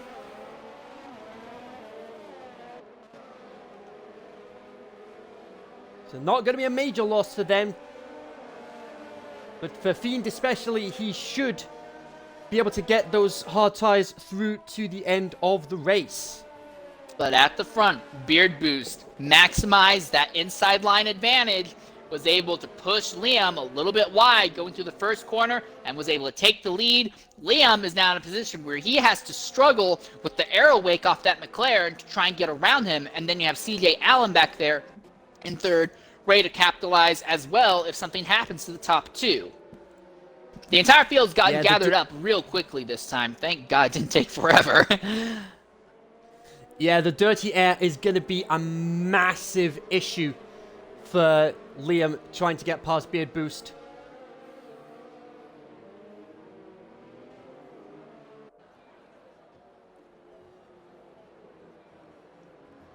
And Phantom in the stream chat saying Boothie spun me and rejoined dangerously on the track.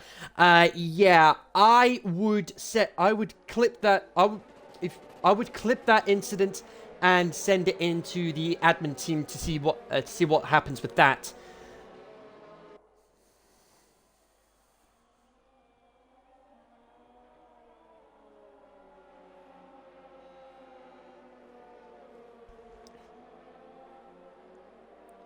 So that didn't take long to get chaotic. Nope. A lot of moves being made throughout the field, but at the front, the moves are being made, but it's more of a mental chess match amongst the top two, and to a lesser extent, C.J. Allen in third. That's more of a mental game being played because the guy in front has the advantage of clean air, but the guy behind seems to be just as fast, even with the dirty air hindering him. It's just going to be a matter of making something happen. It's all going to be a chess match of the mind. Farther back, it's more of an outright slugfest. I was paying attention to a battle that was going on for about the 14th, 15th, down to 18th positions, but there was at least 2 or 3 other different battles that were going on at the same time. Everyone's so stacked on top of each other that if the little hole opens up, it becomes a feeding frenzy.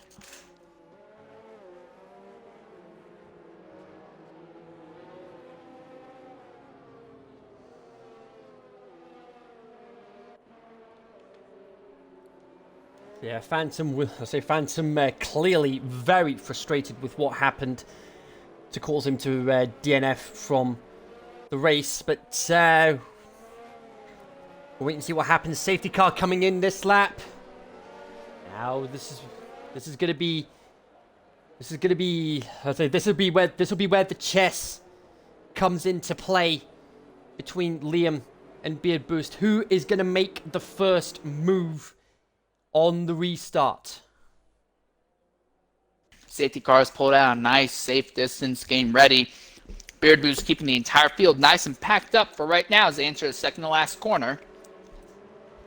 Yeah, I'm just praying they don't have a repeat of what happened in Mugello earlier today. I'll be watching from the mid part of the field.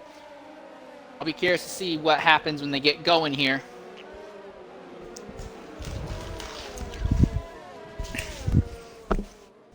So here we go. And oh! ESP has dropped out. Oh! Oh my word. Who's completely turned around and ruined. So another spot for Jabez John, but Fiend, car ruined in the third turn. They're still green for the moment, but as a yellow flag in the third sector, hopefully they're able to get that car removed. But at the front, Beard Boost out. What a restart he had! What a restart! My goodness me, where did he pull that one from? It was outright impressive, that's to say the least. But now everyone from about 2nd to 6th are all right on top of each other, and the Ferrari there is fighting the Mercedes between Hush and Dedger, and Dedger is going to push the Mercedes just a little wide, not the track, but just a little wide. They're going to be neck and neck down this short back straightaway and into the 90-degree corner. The Mercedes gets the nose ahead, but it's too long of a car. He's gonna have to give the place back if he got ahead, because it looks like he cut the chicane. He's given the place back. He has fallen back in line behind Dedger now as they enter the front straightaway. But now Joe Pell and Hutch are. Oh, and Lowe's taking advantage. Lowe took advantage of Hutch slowing down. Ryan Hurricane has a 3-second time penalty for multiple warnings. He has entered the pit lane, probably due to damage from that initial restart incident. But Lowe now up in the 5th position. That is going to be a front wing change without a doubt. Boothie is right under the rear tires of Joe Pelly there in a fight for 7th. Yeah, we got Dedger battling CJ for 3rd place. Lowe's joined in on the battle as well. He wants a piece of the action.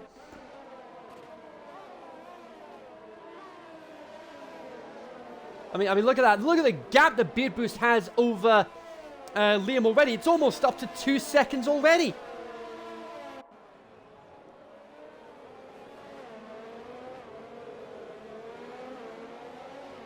Lowe saying the rear end of his car kind of skipping over the rumble strips back there as they now begin entering the final 2 corners here.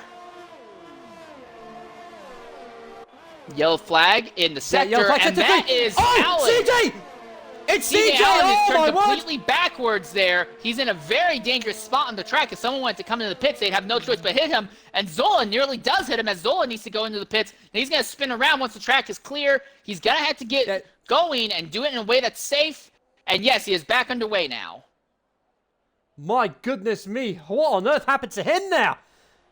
Zola in the pits. I think that's going to be for another front wing change. Oh, and he spun again And in turn 1. Allen spins again in turn 1. Those rear tires have been roasted. Well done.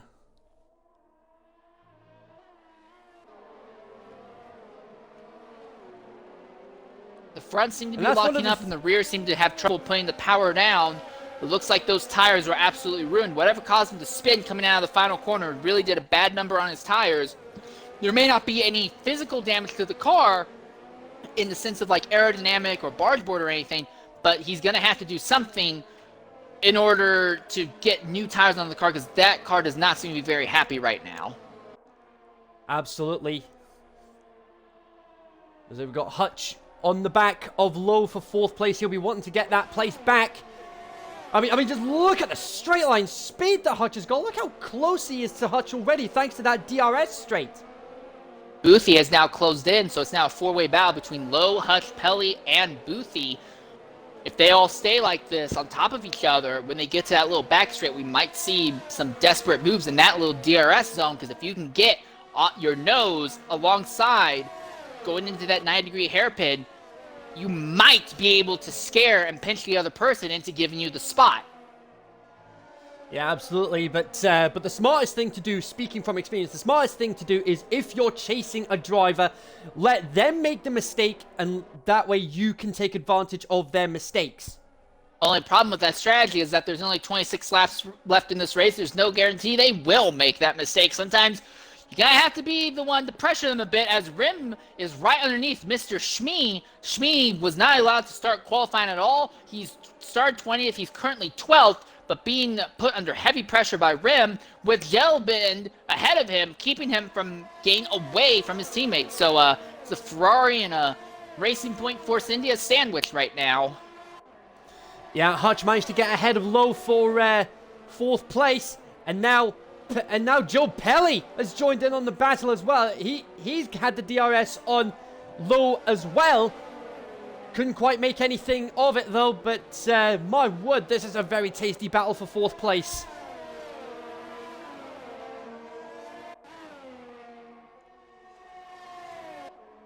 And the gap between Beard Boost and Liam is almost 2 full seconds at this point. Beard Boost maximized the start and the restart, and he is very firmly in control right now on those medium yellow compound tires. Yeah, we've got a battle between, we've got a 4-way battle actually. Joe Pelly, Boothie, Smooth, and Asmo. That is for 6th place. Granted, Asmo's the only one out of the 4 on mediums. Everyone ahead of him is on softs, but those that are on softs right now, they're going to need to stop in the next couple of laps, because if you stay out too long, those soft tires are just going to fall off the cliff edge completely. Something sounds off with Osmo's car. It seems like the engine had a little bit of trouble engaging when he got on the throttle. He's not falling off a smoothie too far.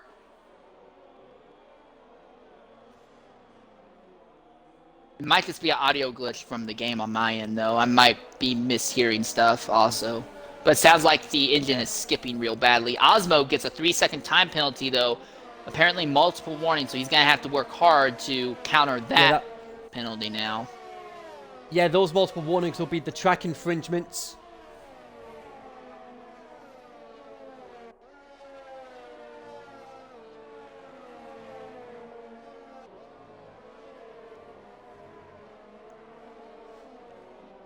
So Boothie's still on the back of Joe Pelly for 6th place.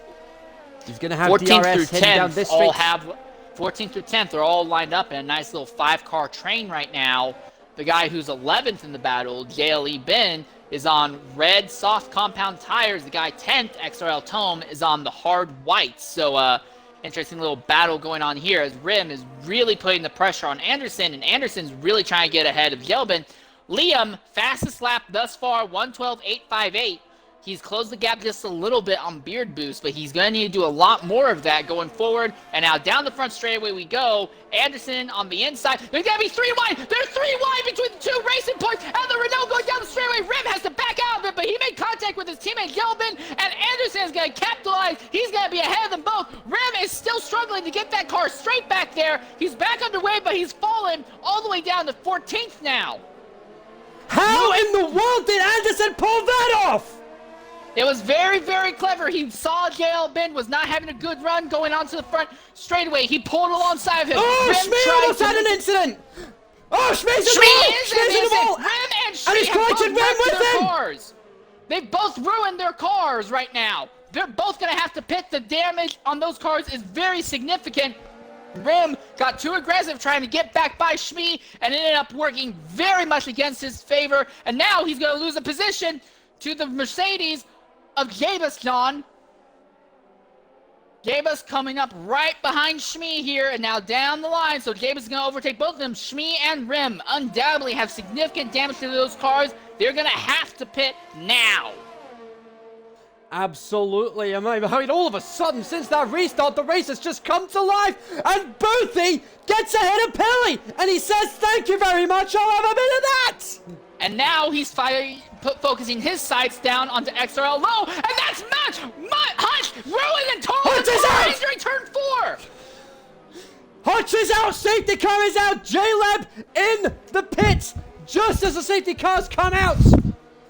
My goodness me, all of a sudden the race has just come to life! Fourth place in the race just got destroyed going into turn number 4. So it's not the same bank corner that gave the X3 drivers problems, but it seems like turn 4 is becoming a real hotbed of activity and desperation here. Hutch will be the 3rd driver to drop out of the event here. My goodness me, that is just... Whew. And it looks like one of the Renaults has had an issue as well. Oh no, it's that's probably the safety car. There's 3 yellow cars on the track. One of them being the safety car. Flip me! Oh my goodness me!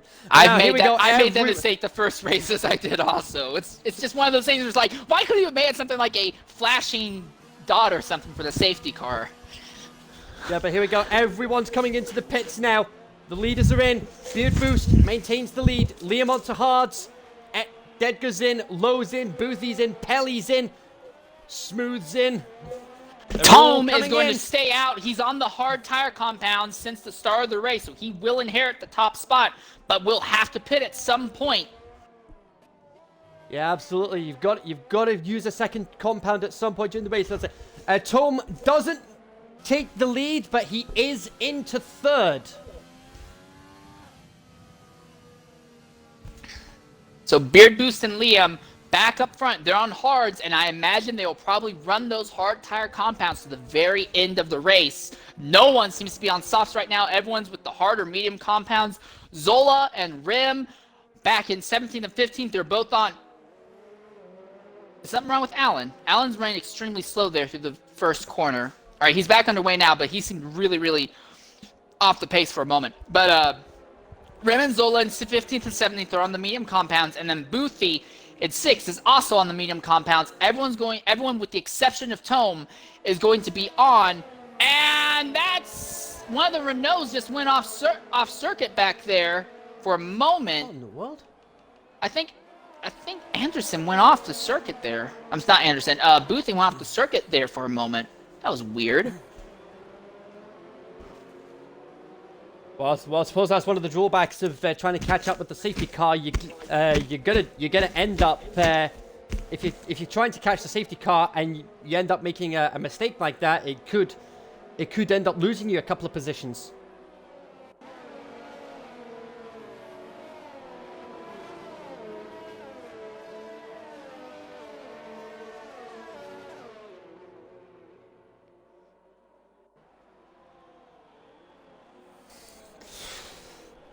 But my goodness me, like I said a couple of laps ago, all of a sudden, with the first safety car restart, all of a sudden the race just came to life.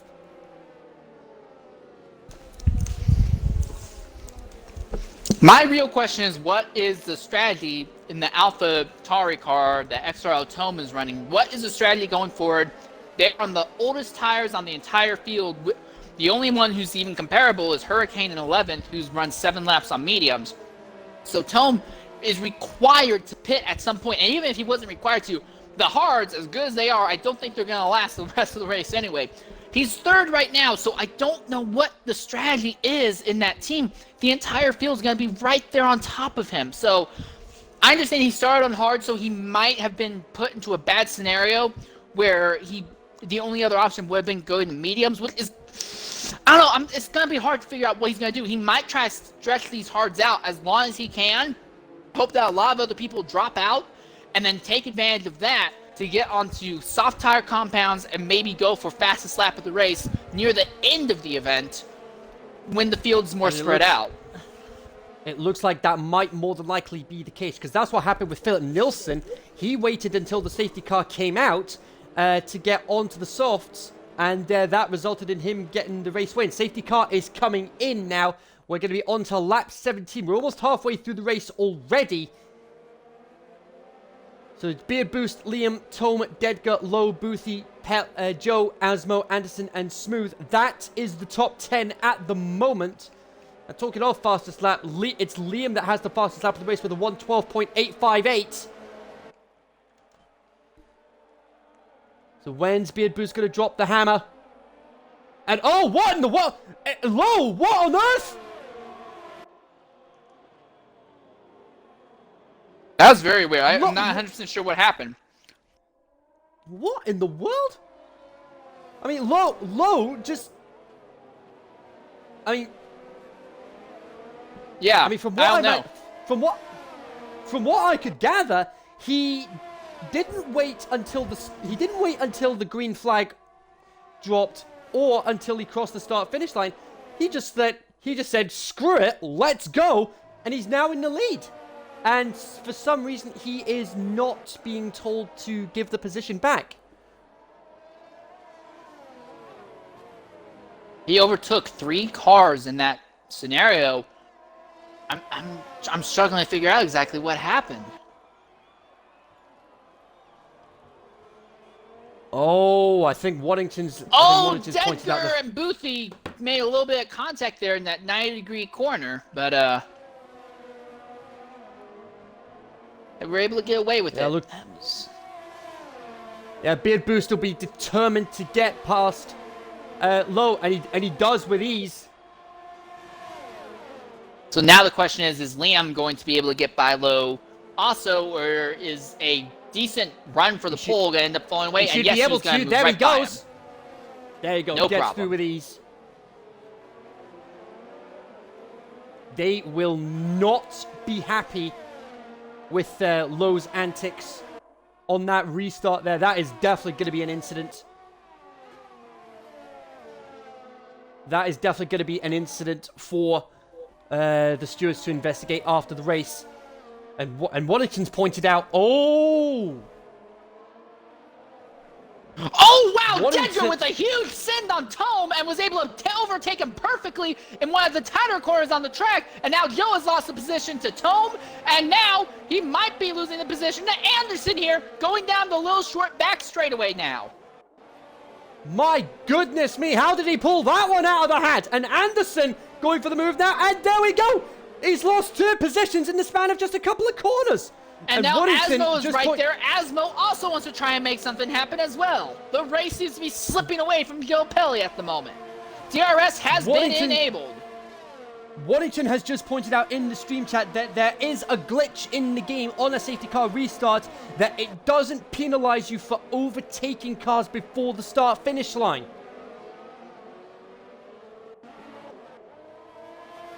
So yeah, that's definitely going to be an incident for the stewards to investigate. Surely that's going to be a penalty for Low after the race. Surely. I'll be very surprised if he doesn't get a penalty for that.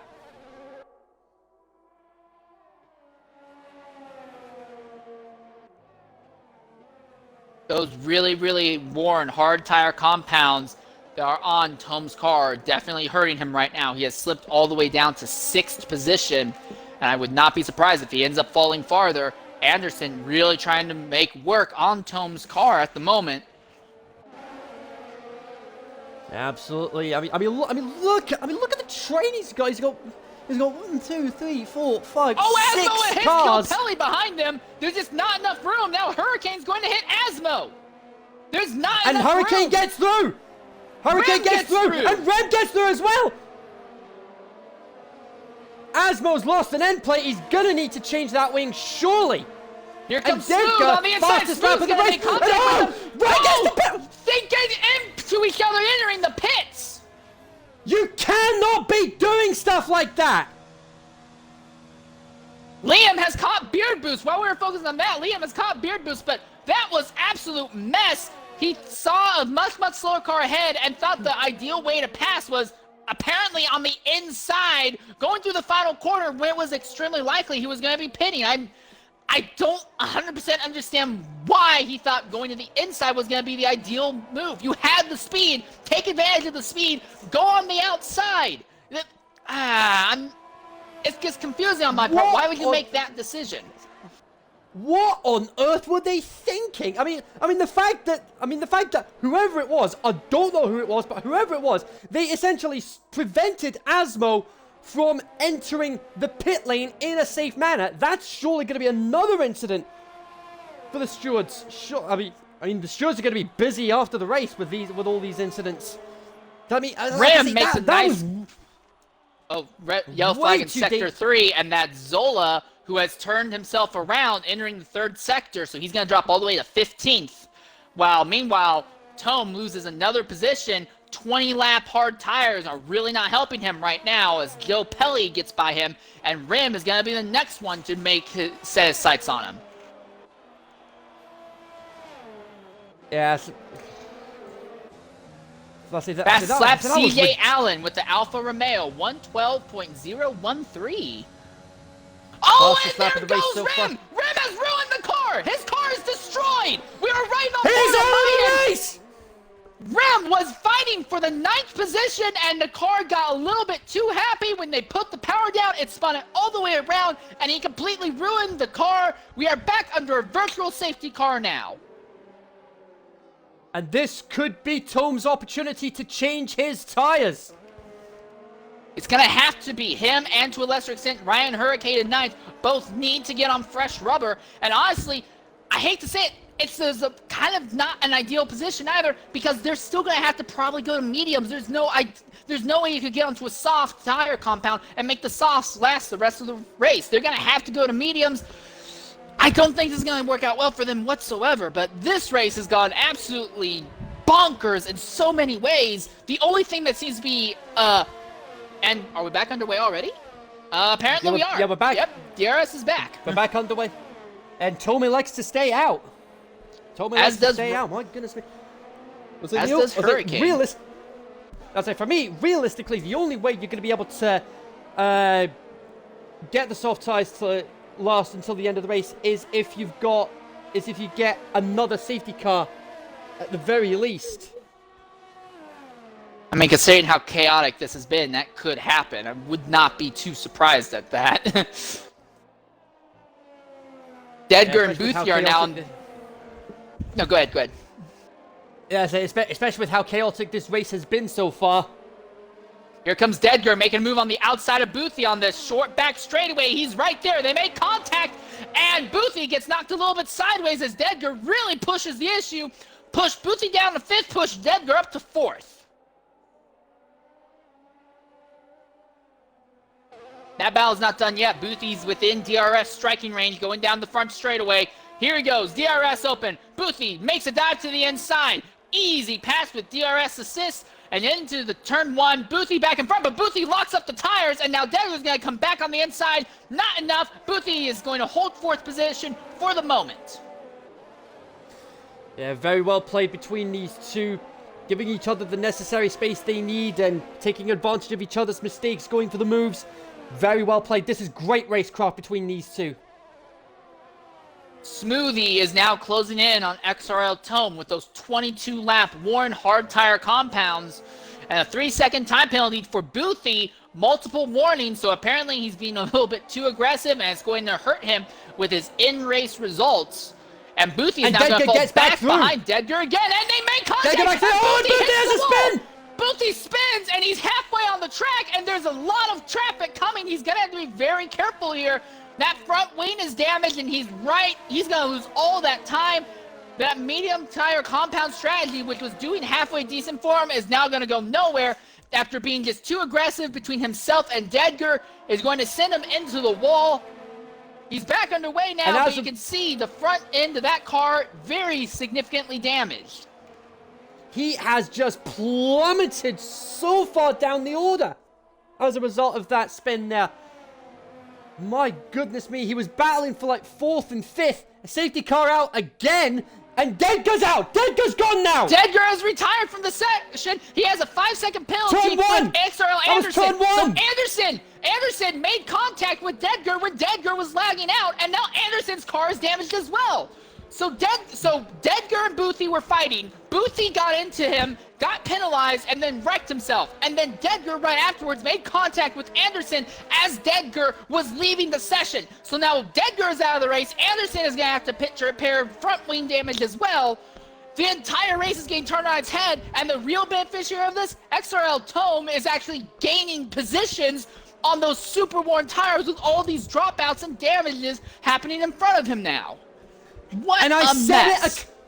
And I said it a couple of laps ago that he needs a safety car to be able to come in and go on the source. This is the perfect opportunity to do just that.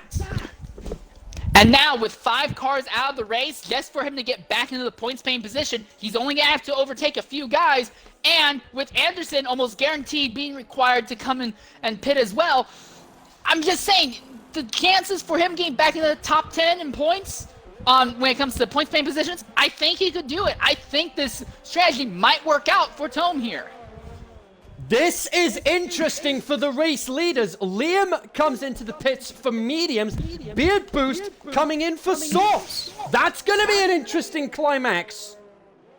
I think everyone's coming in now. Well, Alan's not. Everyone's 12th on back, haven't caught up yet. Alan probably won't come in because he's pitted for a soft lap earlier. Asmo is 3 laps into a stint with medium tire compounds. He is going to stay out. Zola will stay out, and Boothie will stay out as well. So the entire field is going to... No, Shmee actually stayed out. So Shmee is still on the hard tire compounds. He has 10 laps on that, and he's going to go up to 4th position. But Liam is now back ahead of Beard Boost. So the pole sitter back in front. This will be interesting to see if Beard Boost can make anything happen with those soft tire compounds. Absolutely, because that's the crucial thing with this chess match these two are playing right now. Beard Boost going for the softer tire compound to see if he can get a good restart and get back ahead of Liam.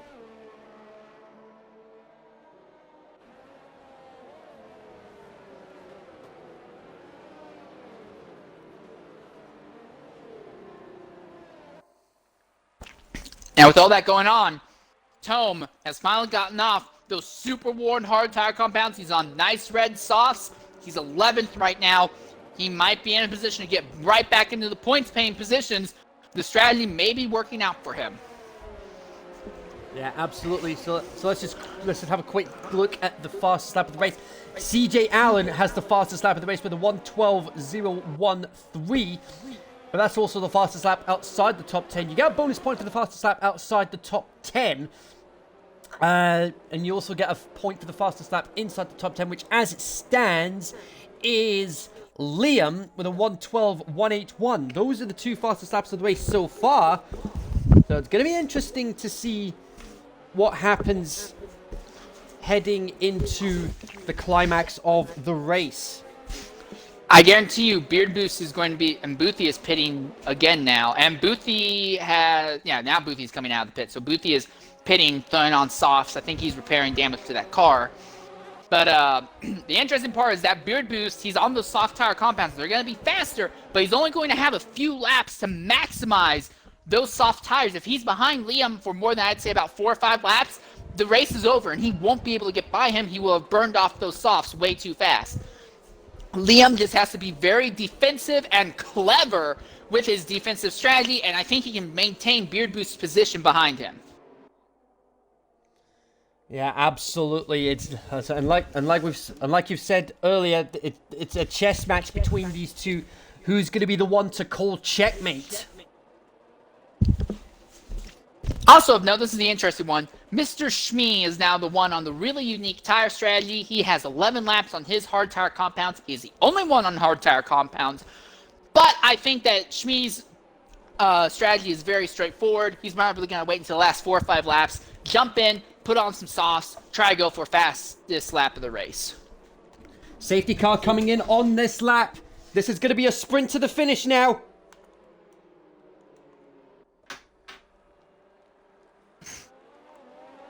Liam really holding up Beard Boost, and now they start getting underway.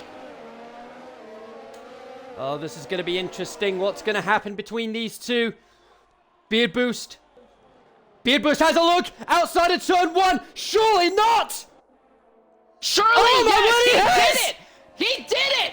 Right into turn 1. That's the second time he's done it in turn 1. Once on the inside and then once on the outside. Beard Boost back in front. Now here's the other part about this. He's got the soft tire compounds. Those will fade away faster than Liam's. At the end of this run, those soft tires will be a little bit hurting. Liam might, if he's careful, he might have a chance to make a move back on Beard Boost at the very tail end of the race, but he needs to stay just within striking distance in order to make that work.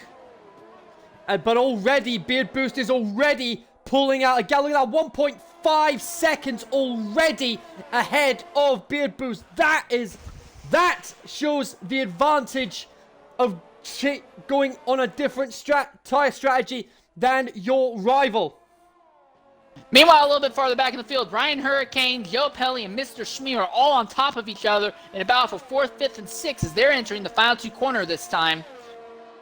They're kind of in a little situation of their own. Beard Boost, new fastest lap, 1:11.506, and Ryan Hurricane has to pit.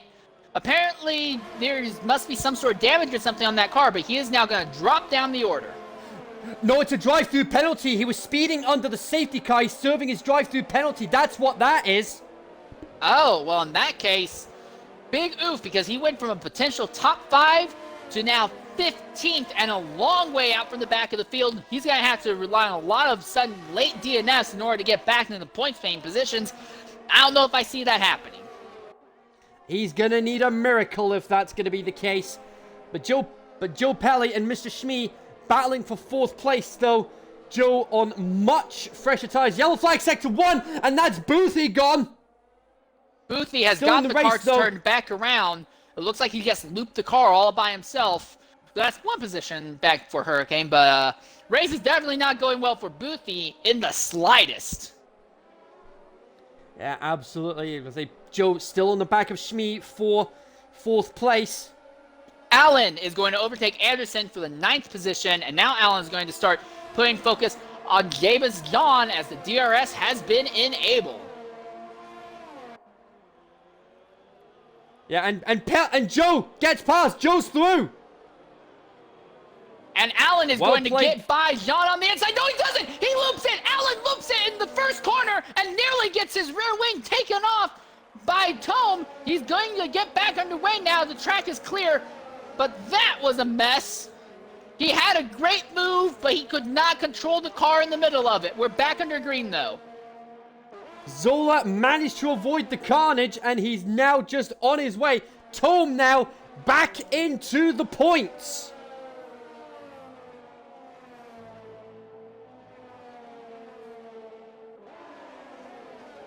And Anderson making a move on the outside. James John, he made it stick in a very, very tight, flat section of the racetrack. And now down the straight, he's got the advantage over James John.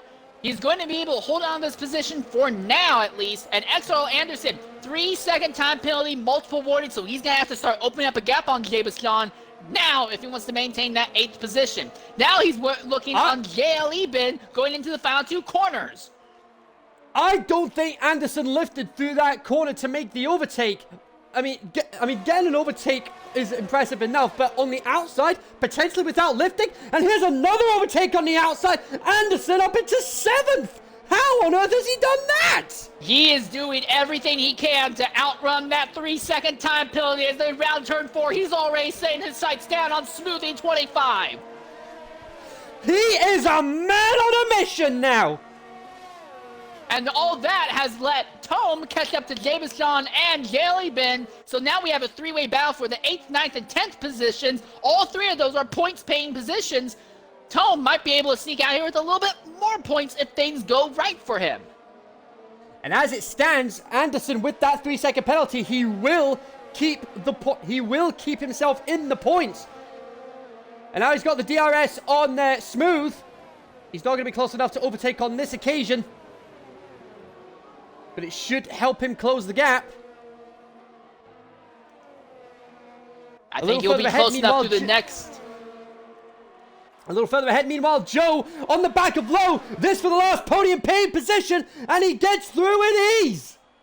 Lowe had no recourse for defense. The DRS was open. There was nothing he could have done. Now it's just a matter of Lowe needs to stay right behind Joe and see if he can make anything stick. For right now, those soft tire compounds for Joe, they're going to be in his advantage for the moment. But as we go into these last few laps, the advantage when it comes to tire compound is going to start shifting from Joe to Lowe and from Beard Boost to Liam. Absolutely. There's only 5 laps to go here. Anderson did manage to get ahead of Smooth into 6th place. That gap, that 3-second gap, he has made that up, and the rest. He has now set his sights on Shmee for 5th place. And Shmee is more than likely going to have to pit to get new tires. He's got 16 laps on those hards. He could make them work, but I'm going to be honest, they're going to feel horrible at the end here. There's not enough of a gap between Shmee and Smooth, let alone Anderson, for him to really be able to maintain his spot. It's going to be a real difficult battle of attrition for Shmee here. And with Anderson right here, I think he's going to be within DRS range going down the straight. Yes, he is. Here we go. Is it going to be? He's is too he far gonna be able back. to make a move? Nah, not close enough. I mean, you need to be about 3-4 tenths at the very most behind the car ahead of you to be able to overtake using DRS. But you can see Shmee really struggling through the corners. Anderson may be able to make a move in an area not on the front straightaway if he plays his cards right. Shmee's really fighting that car. You can tell just watching the onboard with Anderson looking at Shmee. Yeah, absolutely. Yeah. So we're on to lap 32 now. 4 to go after this. And there we go. There we go. That's very well played, Anderson. He's only 3 tenths behind. He could very well get an overtake on this straight here. Here we go. He's looking, but he's not going to do it yet. But he's right there. He's right underneath Shmee. Locks up the front tires just a little bit. But those medium tire compounds hopefully can take it. Dedger has left the session officially, although he's retired some time ago. Yeah, J-Lab had a spin at the at that DRS straight. He's now down to 14th, and Anderson is now into 5th. There he goes. And Shmee is more than likely not going to be able to hold on to him. If Anderson can go and push hard enough, he's going to maintain that position and outrun that 3-second time penalty. And there we go. The gap's building. 7 tenths, and it's still climbing. 8 tenths, 9 tenths. He's still building. I don't think he's going to be able to catch Lowe with the amount of time that's left. Yalebin has pitted. Apparently, he had front wing damage, and they're repairing that right now. That'll be as a result of the spin he had on that previous lap. But he is going to be going on to Sauce. He'll be going for the fastest lap outside the top 10. So we've got a few laps to go. Who would you pick for driver of the day? Personally, there are 2 options, I think. I think one is Beard Boost. He started second and was able to take advantage of having that inside line to take the lead early. And then even when he lost the lead to Liam later, he was able to take advantage of a different tire compound strategy and make the same move on Liam, but on the outside instead of the inside. And although those softs are starting to fade away, he's able to make it sick. The winner of this race, by the looks of it, which is going to be Beard Boost, will probably be a good contender. But the other one is going to be Tome. Tome is in a great position, although he looks like he's losing a position to CJ Allen. Tome took a very unique tire strategy, and it looks like it's going to pay out, and he's going to end up earning points at the end of the event. Either of those 2 drivers, I think, could easily get driver of the day. Yeah, absolutely. I mean that I couldn't agree with you more because Tome was just waiting for a safety car towards the tail end of the race, and he took full advantage, and here he is back in the points. I mean, Beard Boost, he has just done incredibly well. He had a great start, And the entire strategy after that safety car, it's definitely paid off for him, absolutely. CJ Allen has just squeezed by Jabus John now, so CJ Allen, that's 2 overtakes he made in a single lap. He's basically flying right now. He's climbed up to 8th, and now Smoothie is up ahead. He might be able to get into 7th even. Yeah, absolutely, we're on to the penultimate lap now. Going to be interesting to see how the last 2 laps play out here.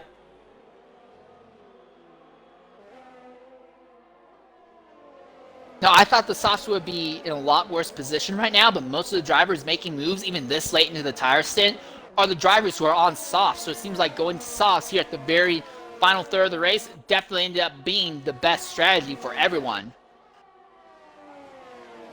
And Mr. Shmee is going to stick it out there with hards that are going to have 21, 22 laps wear on them at the end of the event. Ooh, Allen gets into the dirt for just a moment there. Allen and Smoothie are both being held up by Mr. Shmee, who is on much older, much slower tires right now. Yeah, that could prove to be crucial for the race results because we've still got penalties to take into account.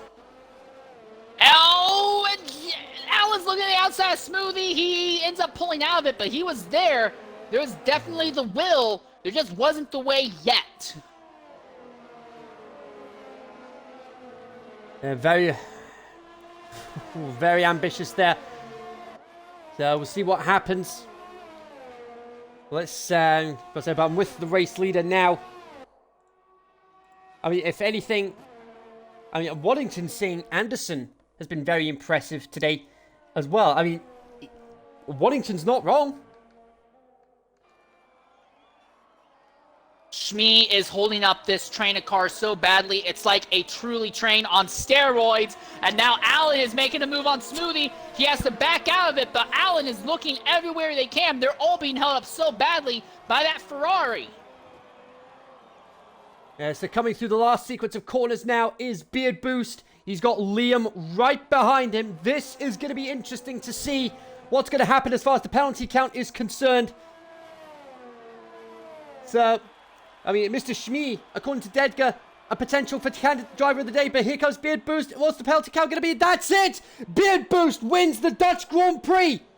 And Smoothie just made contact with Shmee, and they made contact again, and they both wrecked! They both are wrecked! They're both wrecked here! Are you kidding me?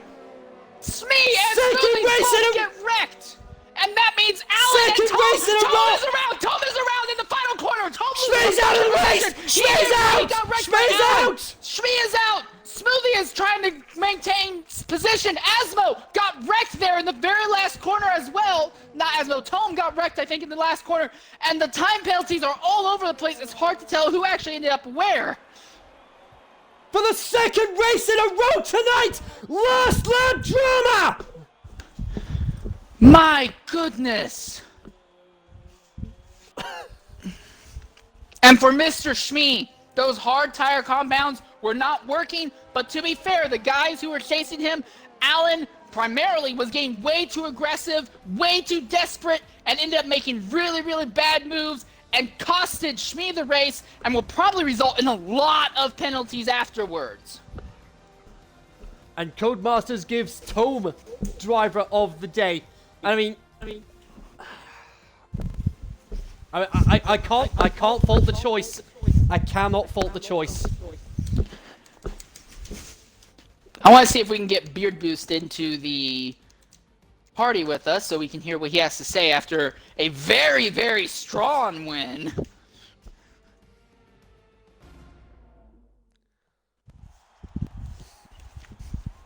But like, that's the second race in a row that I've commentated tonight. And last lap drama.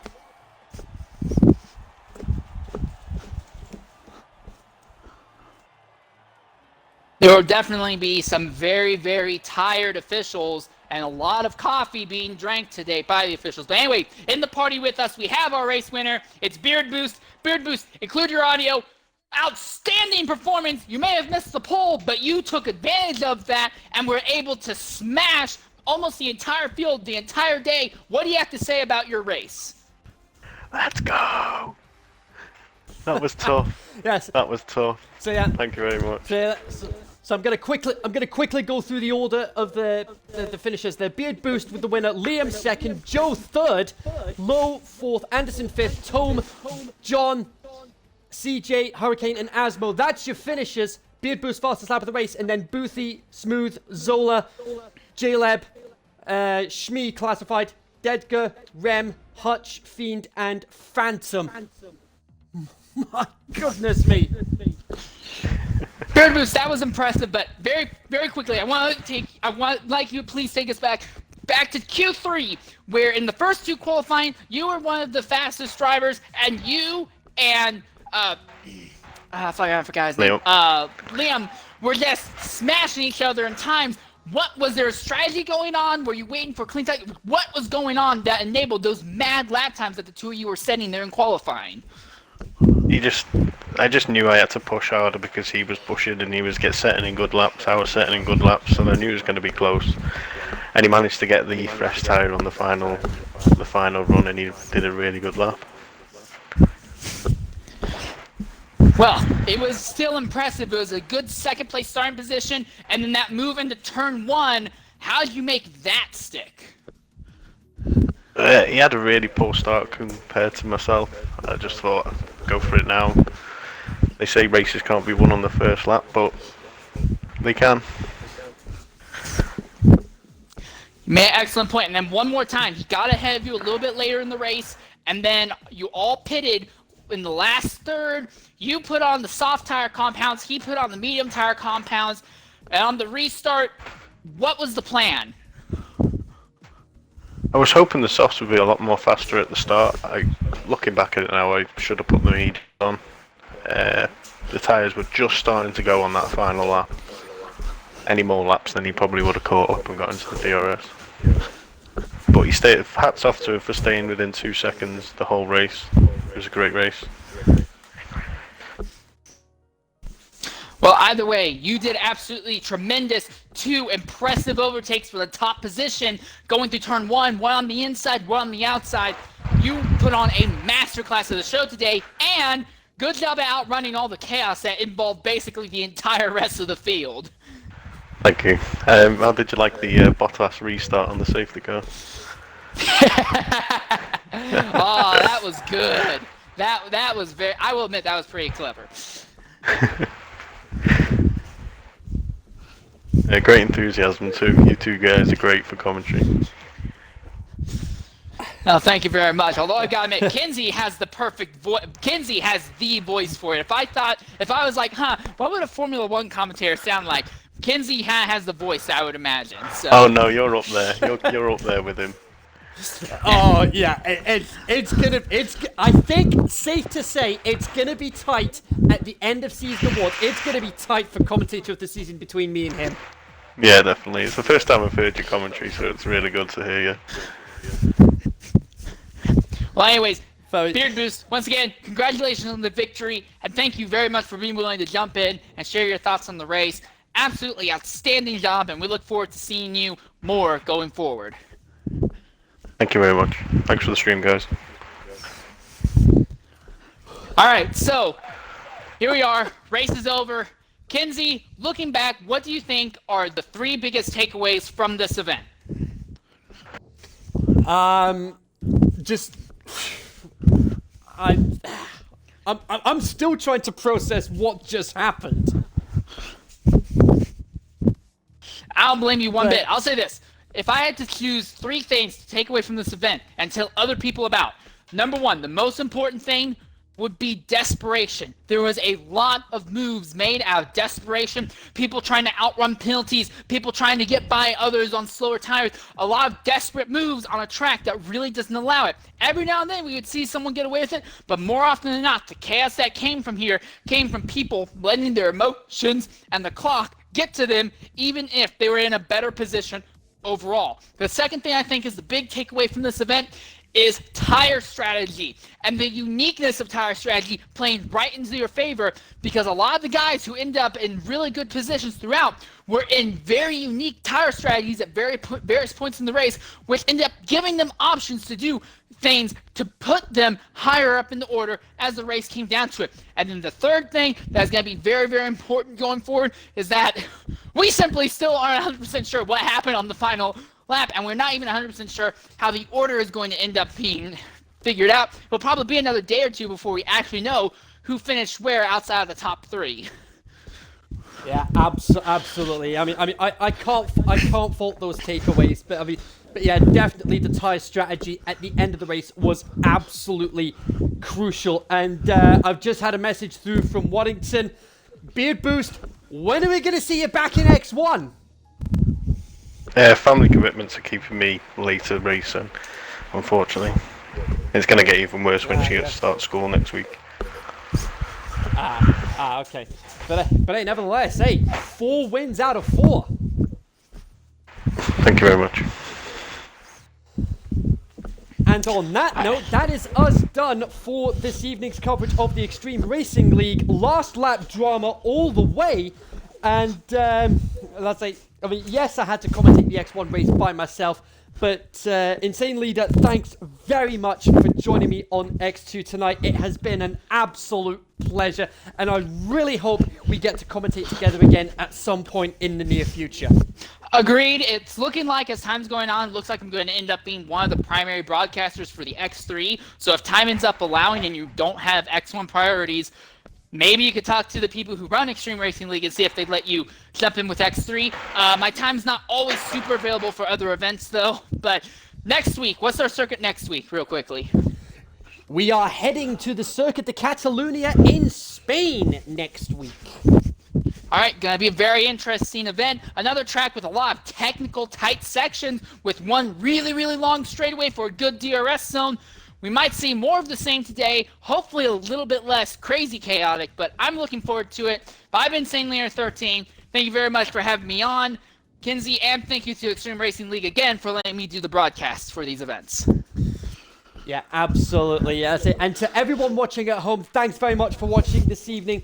Join us throughout the week where we've got XRL events. We've got the Dev League on Saturday, and we've got X1, X2, and X3. Same time, same place. Next week, we're going to be in Spain. But until then, thank you and good night.